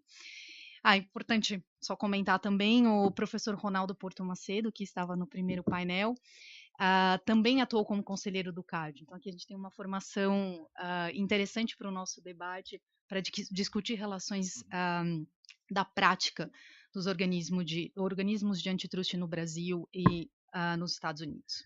Obrigada, Vinícius. Camila, agradeço pelo convite. Posso roubar uns minutinhos do Limonja? Já que ele não veio, chama free riding. Aqui na faculdade, na verdade, eu acho que eu fiz essa conta uma vez, então, mas eu não lembro exatamente que número eu cheguei, Ronaldo, mas acho que de conselheiros do CAD, secretário de Direito Econômico, enfim, a gente deve ter aí acho que uns 8 professores da faculdade. 8, 9 talvez. Ainda tem a Maria Paula ainda como procuradora-geral também, né? Então a gente tem um conjunto de, fora quem obviamente não atuou no CAD como conselheiro ou presidente ou em qualquer outra função, mas que atua no âmbito acadêmico, né, de maneira muito ostensiva e relevante para o país. Então a gente tem aqui na Faculdade de Direito uma cultura de debater defesa da concorrência, eu acho que tanto em eventos acadêmicos como esses. Recentemente a gente fez um evento sobre os 5 anos da Lei de Defesa da Concorrência no Brasil, da nova lei, como em sala de aula, né? Os exemplos acabam, a gente que foi julgador, né, toda hora que discute um tema teórico e pensa em um exemplo, vem um exemplo de algo que você julgou. E aí o mundo da concorrência acaba sendo bastante revelador de uma série de oportunidades de discussão. Eu queria só, minha função aqui é um pouco de levantar a bola, né, para debater alguns temas.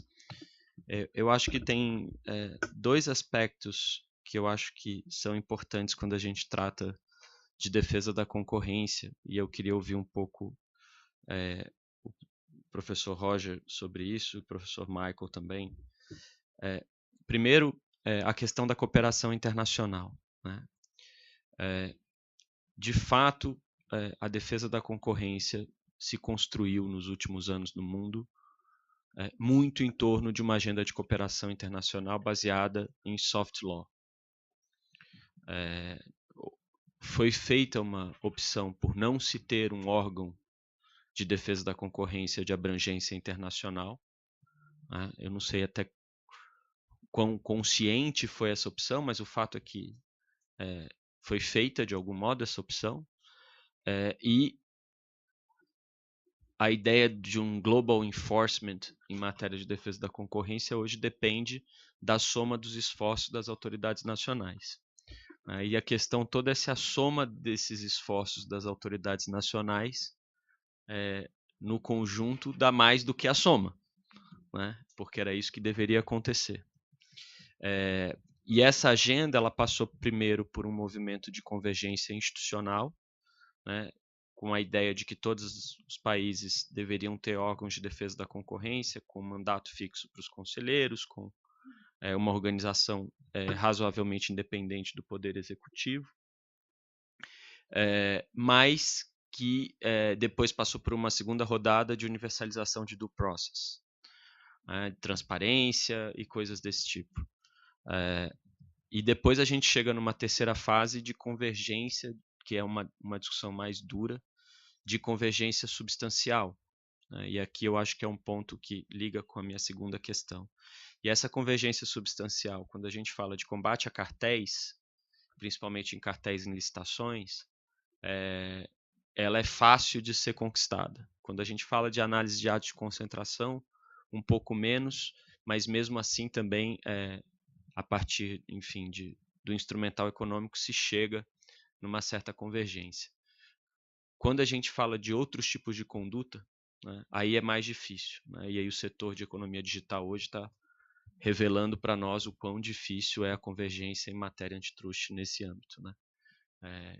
Investigações sobre o Google na Europa versus investigações sobre o Google nos Estados Unidos, uma gerou condenação, outra não. E como é que você busca a convergência também nesse ambiente é um outro tema. Mas no ambiente de corrupção, de combate a cartéis em licitações, a gente tem uma convergência razoável, claro que levando em conta a especificidade de cada país. E aí, olhando para o Brasil, eu acho que tem uma frase do professor Hovenkamp, que eu acho que ele não falou, obviamente, pensando no Brasil, mas que vale muito para nós, em que ele diz que a política concorrencial ela não se resume ao enforcement antitrust. E esse é um ponto que no Brasil, para mim, faz muito sentido. E aí eu acho que talvez seja importante esse diálogo, principalmente com o que acontece nos Estados Unidos. A gente tem uma situação no Brasil em que a lei de defesa da concorrência ela é estruturada, a política de concorrência foi estruturada sem passar pelo processo de evolução histórica que passou nos Estados Unidos. A partir de 94, a gente tem uma primeira lei bem organizada de defesa da concorrência no Brasil com controle de fusões e aquisições, em que atua como uma lei de outro país, no sentido de que ela faz uma intervenção sempre eventual, pontual, residual, a depender de um comportamento empresarial e sempre olhando para os efeitos desse comportamento empresarial, segundo uma lógica de uma sociedade em que as empresas que adquiriram poder de mercado, elas adquiriram normalmente, como regra geral, porque foram mais eficientes do que seus concorrentes. Então, a própria lógica do abuso do poder econômico pressupõe uma exceção e não a regra. E aí a grande questão é como é que você cria uma política de defesa da concorrência que não se resuma à atuação dessa autoridade antitrust com essas características, num país em que a maioria das empresas que adquiriram poder de mercado ou eram estatais com poder de mercado que foram privatizadas e o poder de mercado foi privatizado, porque você não privatizou dividindo as empresas, então você transformou em algumas situações monopólios públicos em monopólios privados. Essas privatizações não passaram pelo crivo do CAD, até deveriam, em tese, ou empresas que adquiriram poder de mercado por meio de organização de relação entre o Estado e o mercado, de maneira hierarquizada, com, enfim, acesso a subsídios. Isso aconteceu em todo o nosso Estado desenvolvimentista e aconteceu recentemente. Então, como que você pensa uma política de defesa da concorrência que, no fundo, seja maior do que a atuação do órgão de defesa da concorrência com as suas limitações? Eu acho que esse é um desafio, Roger, que em matéria de cooperação internacional a gente ainda não conseguiu alcançar. A gente ainda não conseguiu endereçar essas discussões, porque a gente sempre fica endereçando questões, obviamente, que são comuns ao enforcement antitrust, mas não necessariamente são comuns à política concorrencial de um país. Embora esses problemas, essas características que eu mencionei, obviamente, muito en passant aqui, são características de vários países em desenvolvimento, não são características só nossas. Enfim, são essas um pouco as reflexões que eu teria para ajudar, não sei se eu ajudei ou se eu compliquei, mas para ajudar um pouco o nosso debate aqui hoje. Obrigado.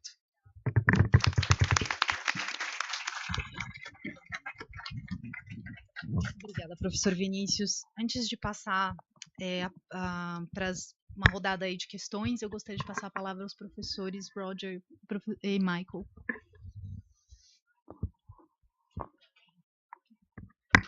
So thank you very much for your questions and for your comments among all the panelists. There's a lot of things I could say in response to both Vera and Benicius regarding these issues. Let me just start with some of Vera's comments and respond to them. One thing I would say is that there is a lot of literature about public bid rigging that is available that I would recommend you. And I think one of the best places to start would be to look at the OECD guidelines on bid rigging in public procurement, and then the follow-on reports that happened in 2016 on the approach to that. Because what it tried to do is essentially establish best practices for how we develop standards and rules with respect to challenging bid rigging in the public procurement context. And it sounds really boring to talk about bid rigging in public procurement, but what we're really talking about is combating corruption by private parties of public officials through this mechanism of, price fixing agreements and segmenting the market and contract price arrangements. So what sounds relatively dry is really, really, really significant. And so in that context, I think I would start with the OECD guidelines on bid rigging in public procurement arrangements. In terms of public-private partnerships, I think there's a lot that could be done in this area. There are a lot that already has been done. Probably the most well-known example of NGOs supporting public efforts to try to combat corruption would be Transparency International's annual index of corruption.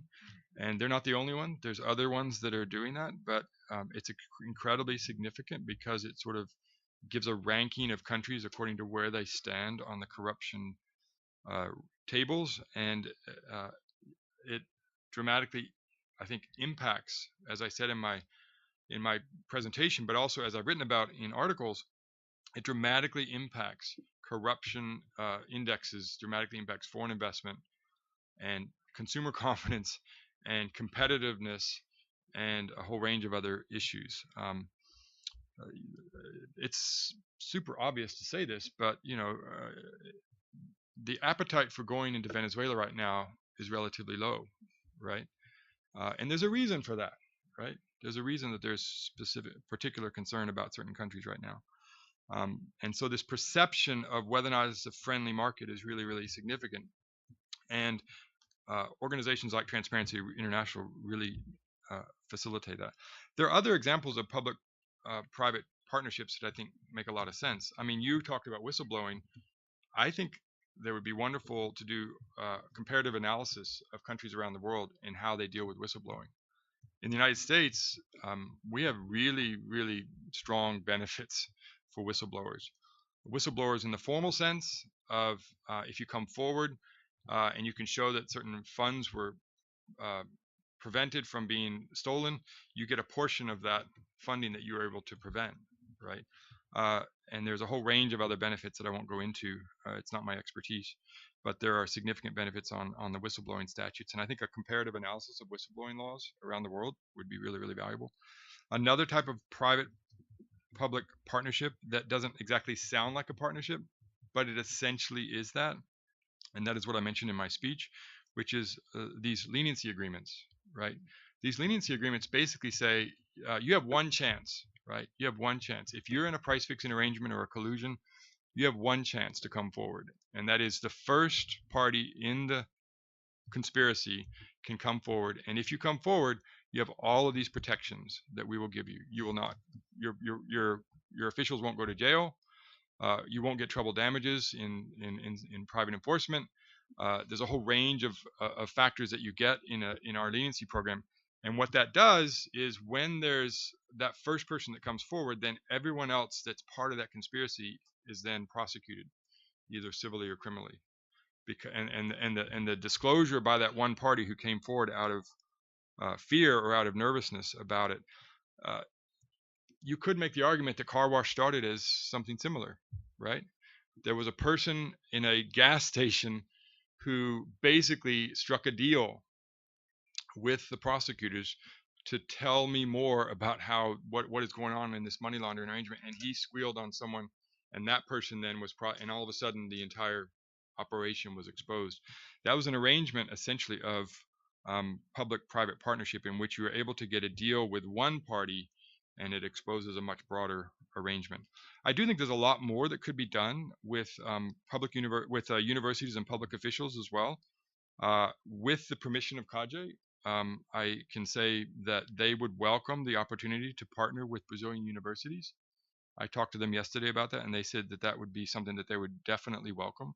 So if you wanted to do some sort of conference or some sort of event that would promote not only competition policy in Brazil, but also in all of South America, because it's well known that Brazil, Chile, Mexico, those are the kind of countries that are really viewed as leaders in competition enforcement around South America and Central America. And so if you wanted to partner with a university about trying to promote sort of best standards and best practices, I think that would be something that CAGE would greatly welcome. And it might be the kind of thing that could be done with other government entities as well. For example, it's possible, I don't know, I don't want to speak definitively, but it's possible that DOJ might be interested in participating in that as well. So those are my sort of initial comments with respect to what you said. With respect to Vinicius, there's a lot of things I could say about this. You're absolutely right that competition law is essentially a soft law regime at the international level. There was an effort to bring competition law into the WTO in the early 90s. Just like intellectual property was added to the WTO as a sort of a new discipline in the WTO framework, there was serious talk about bringing competition law into the WTO framework, and it was decided not to do that for a whole variety of reasons. And in lieu of that, they developed this International Competition Network, ICN, as a sort of alternative framework for that. But I think you could make the argument that there is now a movement toward hard law disciplines in the competition space. And the most obvious example of that is in free trade agreements. We have competition chapters now. Jesus and I are negotiating the competition chapter along with other DOJ officials with Canada and Mexico to basically enhance the competition chapter in the NAFTA 2.0. Canada just has a new competition chapter in its agreement with the European Union. So competition chapters are one vehicle that can do this. There's also lesser known hard law mechanisms, I suppose you could say, and that would be where Brazil and the United States has a cooperation agreement with one another on how we enforce our competition laws and how we cooperate with one another. That's another example, I think, of a potential development that is very encouraging. With respect to this idea of convergence and due process and where are we headed in that respect, I do think you're right that there has been a significant amount of convergence over the past 20 years. The most obvious example would be on the sort of merger notification guidelines, that has to have a nexus to the domestic market. The thresholds have to be sort of large enough that you don't capture too many mergers, but it has to be small enough that you can capture the really big important ones. That's an example where there's significant convergence that didn't exist, and the sort of idea of a pre-merger review system is well known now. So, but I do think you're right that on the procedural side, on due process side, this is I think the really big important growing area. I think in 20 years ago we only had like 20 or so. I'm not sure exactly the number major competition authorities around the world. Now we have 130, right? And you can imagine the potential difficulties that arise when 130 different countries are trying to do really sophisticated economic analysis about whether or not there's competitive harm, and do it in a way that is transparent and with procedural fairness and without discrimination and without favoring national champions. The risk is great. And so I do think this is a very significant area for encouragement and development. On the final comment about state-owned enterprises, I absolutely agree with you that that's an incredibly significant area. I again would refer you to the OECD guidelines on state-owned enterprises. Those are incredibly valuable.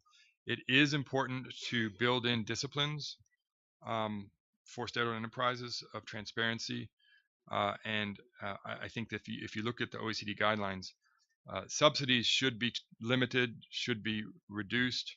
The United States obviously is a huge promoter of limiting the role of state-owned enterprises because it's not something that's really at all normal in our culture, in our markets.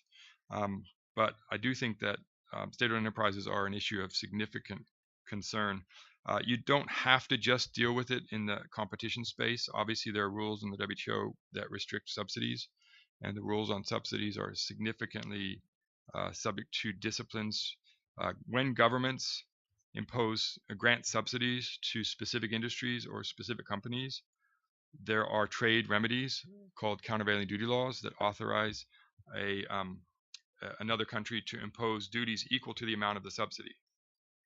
So if Brazil subsidizes a product and that product is then exported to the United States, then you can impose a duty equal to the amount of the subsidy. So there are, at least in the sort of trade context, subsidies for state-owned enterprises can be subject to significant disciplines. So, but I agree with you. I mean, I think state-owned enterprises are a big issue in the competition space, and I think we're moving in the direction, I think, of greater disciplines, greater transparency in that regard. I think I'll stop there.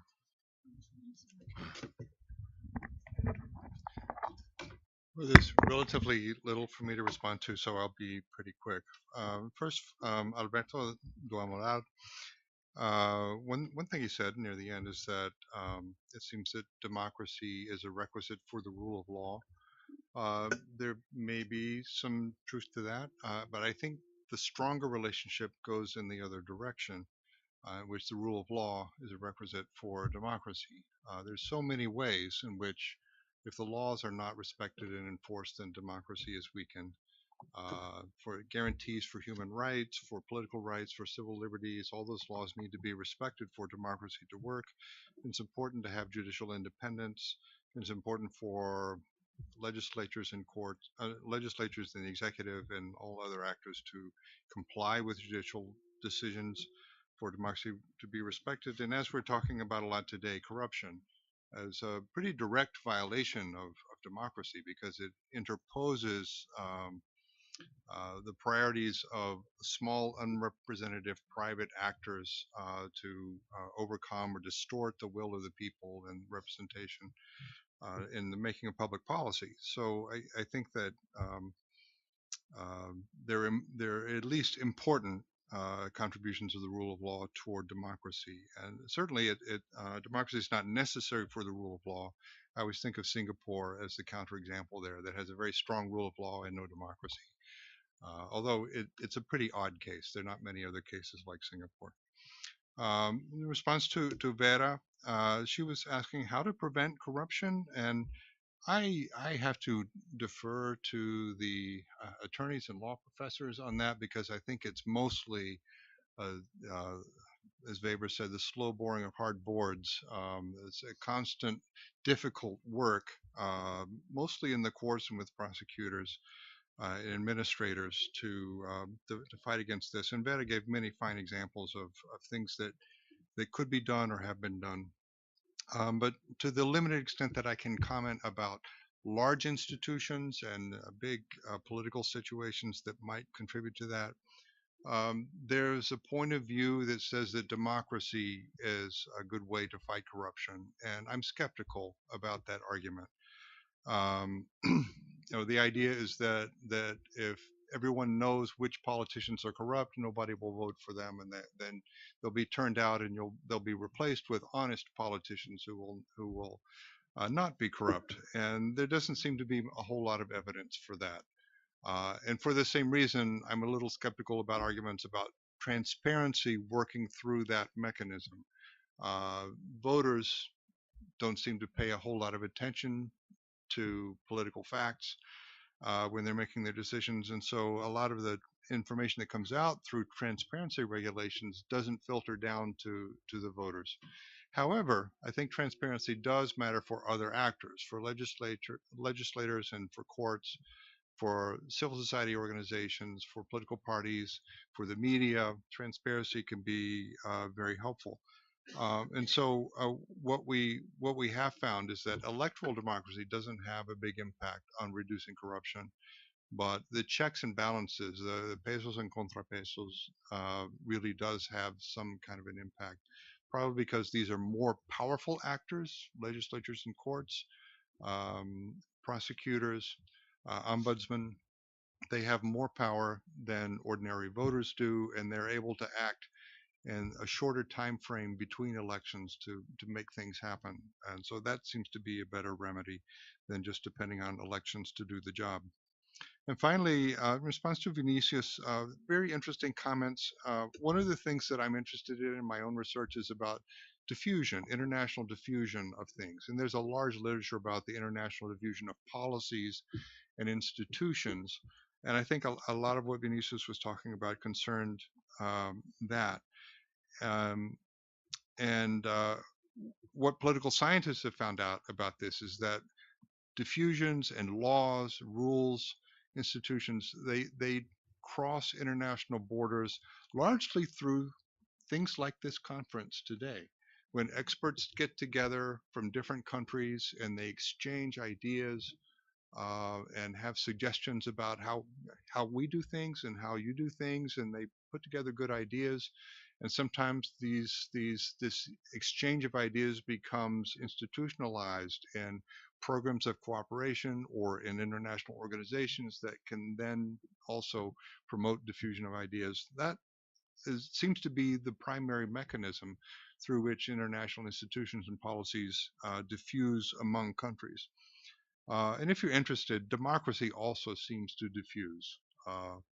One of the things that I found is that if you live in a neighborhood, a regional neighborhood that's more democratic than your country is, you tend to become more democratic. And if you're surrounded by authoritarian regimes, you tend to become more authoritarian. It's not a huge, powerful effect, but it matters. And there are other kinds of networks connecting countries that also have significant influence over patterns of democratization. So trading partners tend to converge on a similar level of democracy. Countries that belong to military alliances or that are thinking of joining a military alliance, they also tend to converge toward a similar level of democracy or authoritarianism. And the same seems to be true to countries that are connected through a shared colonial heritage. They're connected to their colonizers and vice versa. And I suspect, although we don't have great tests of this already, but countries where they speak the same language or they share a common religion, that those connections tend to bind countries together and affects their process of regime change as well. So that's just kind of a footnote. Just add one quick comment on democracy as an aside. So I, in the article that I wrote called "A Broken Windows Theory of International Corruption," I plotted Transparency International rankings for every country, and on one side, and then on the other side, I plotted the democracy ranking of every country in the world. And what you find if you do that plot is that countries that are authoritarian and countries that are full democracies are really, really good at combating corruption. And it's the middle countries that are either young, immature, or have soft democracies that have the hardest time combating corruption. So in the one example of a great example of authoritarian regime that combats corruption is Singapore, right? Singapore is a great outlier for everything, right? But Singapore has an amazingly good job of combating corruption. And then all of the really robust, mature, historic democracies do a really good job on average promoting the effort against corruption. And it's in the middle group that, and it's not surprising because you think about with democracy, there's so many layers of decision. Federal systems generally have a harder time with corruption than non-federal systems because there's more opportunities for corruption. So it's a very complicated connection. I absolutely agree with you.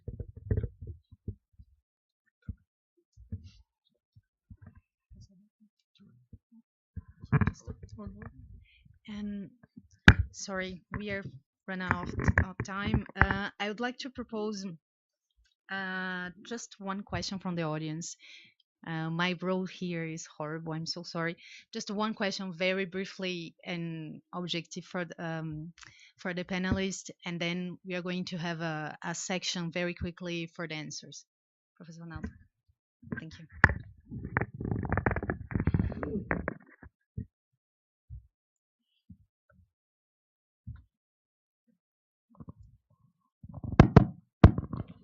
A minha questão se refere a um ponto que, ao meu ver, conecta a questão da democracia, a questão da competição muito seriamente, que acho que não foi objeto direto da reflexão dos painelistas, que é a abertura de determinados mercados. Nós sabemos, por exemplo, que no mercado de construção civil, as empreiteiras no Brasil, elas se privilegiam de um mercado fechado para os brasileiros, ou seja, um dos mecanismos que, ao meu ver, seriam mais eficazes para evitar tudo aquilo que nós brasileiros estamos vendo em termos da conexão promíscua e corrupta de empreiteiras com o setor público e com o setor político, se deve também, em parte, ao fato de que não há competidores internacionais. Então, de certa forma, o remédio clássico de mais competição muitas vezes é o óbvio, não apenas fortalecer os organismos de controle, mas criar mecanismos para expandir a corrupção. E, ao meu ver, isso também existe uma razão política para isso. Ou seja, se não temos essa abertura dos mercados, ou se, por exemplo, dando um outro exemplo da história recente do Brasil, se no determinado momento se pretendeu renovar ou reinventar a indústria naval brasileira através de incentivos estatais, através do cancelamento de alguns contratos, por exemplo, de importação de navios transporte de petróleo já contratados com a Coreia.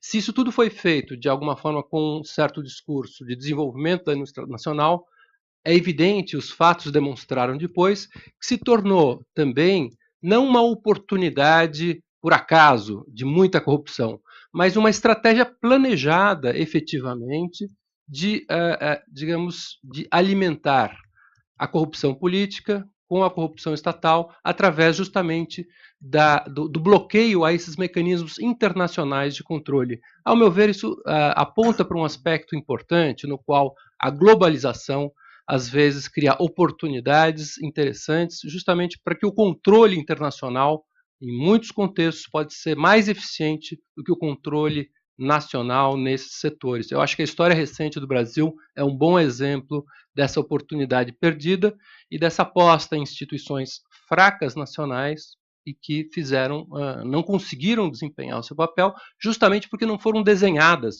A estrutura toda foi pensada justamente para escapar de um controle mais estrito internacional. Paradoxalmente ou curiosamente, porque normalmente se espera que os controles internacionais sejam mais fracos, mas nesse caso me parece que eles se revelam mais potentes do que os controles nacionais. Thank you, Professor Ronaldo. I'm so sorry, but very briefly. Thank you. Yeah, I agree with that. If I can, I actually want to close with a historical parallel to car wash that most of you probably don't know. In the United States, history of corruption, everyone I think knows about Whitewater and the story of that. But before the 1970s, the number one corruption story in the United States history was called the Teapot Dome scandal. And the Teapot Dome scandal was about an oil company that had bribed politicians, and the politicians prevented competitive bidding for the extraction of that oil in oil fields in Wyoming near the Teapot Dome thing. And essentially, the story was about a politician who was enriched by an oil company who paid him under the table to grant the bid to him and circumvent competitive bidding. And the politician went to jail for that. And the Warren G. Harding administration is a little known to anyone in history anymore because of the scandal associated with the Teapot Dome scandal. So does that sound familiar?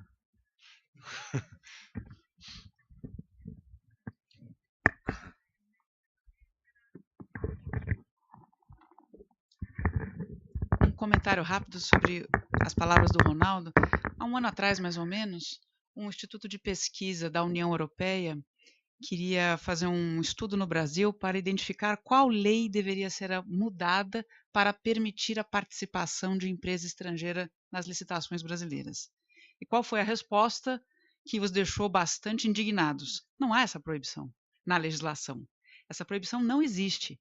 A proibição, na verdade, ela surge a partir de práticas subliminares escritas nos editais de licitação, nas políticas públicas que estabelecem a necessidade de se ter um parceiro nacional para que se possa desenvolver políticas com relação ao desenvolvimento da indústria nacional. Então, o ponto trazido pelo Ronaldo é altamente relevante. Ele diz muito mais ao respeito às definições das políticas públicas que tendem a ter um aspecto muito protetor da indústria nacional na sua enunciação, mas que trazem como consequência um resultado oposto, que é o fechamento do mercado e a impossibilidade de se ter efetiva competição nos processos licitatórios. Muito obrigada. Bom, agradeço novamente a participação de todos. Ah, perdão, Alberto, perdão, por favor.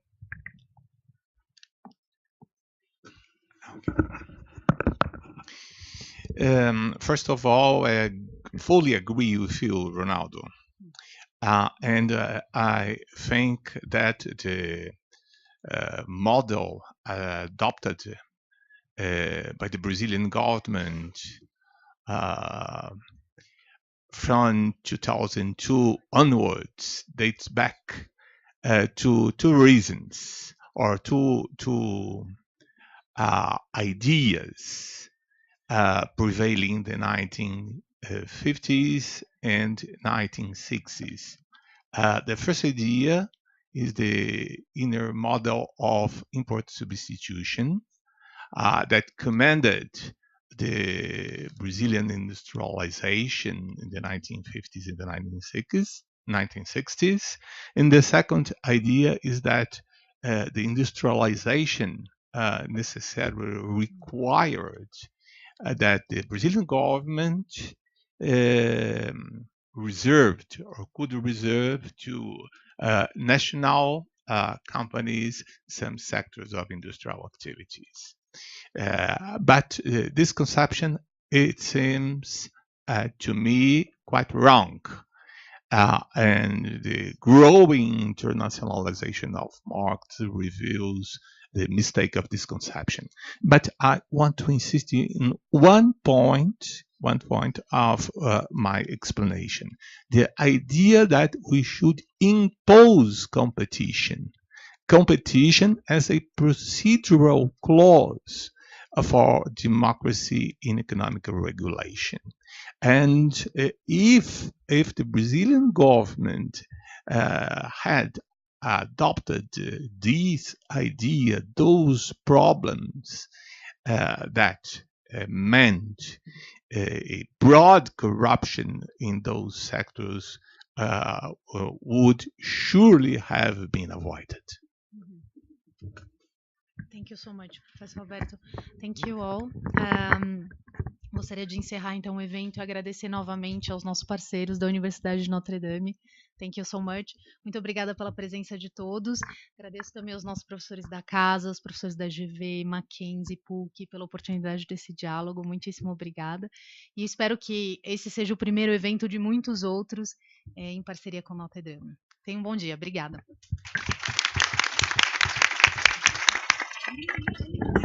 Foi muito bacana. Nossa, tanta coisa legal para discutir. Uma manhã muito pouco. Muito bom.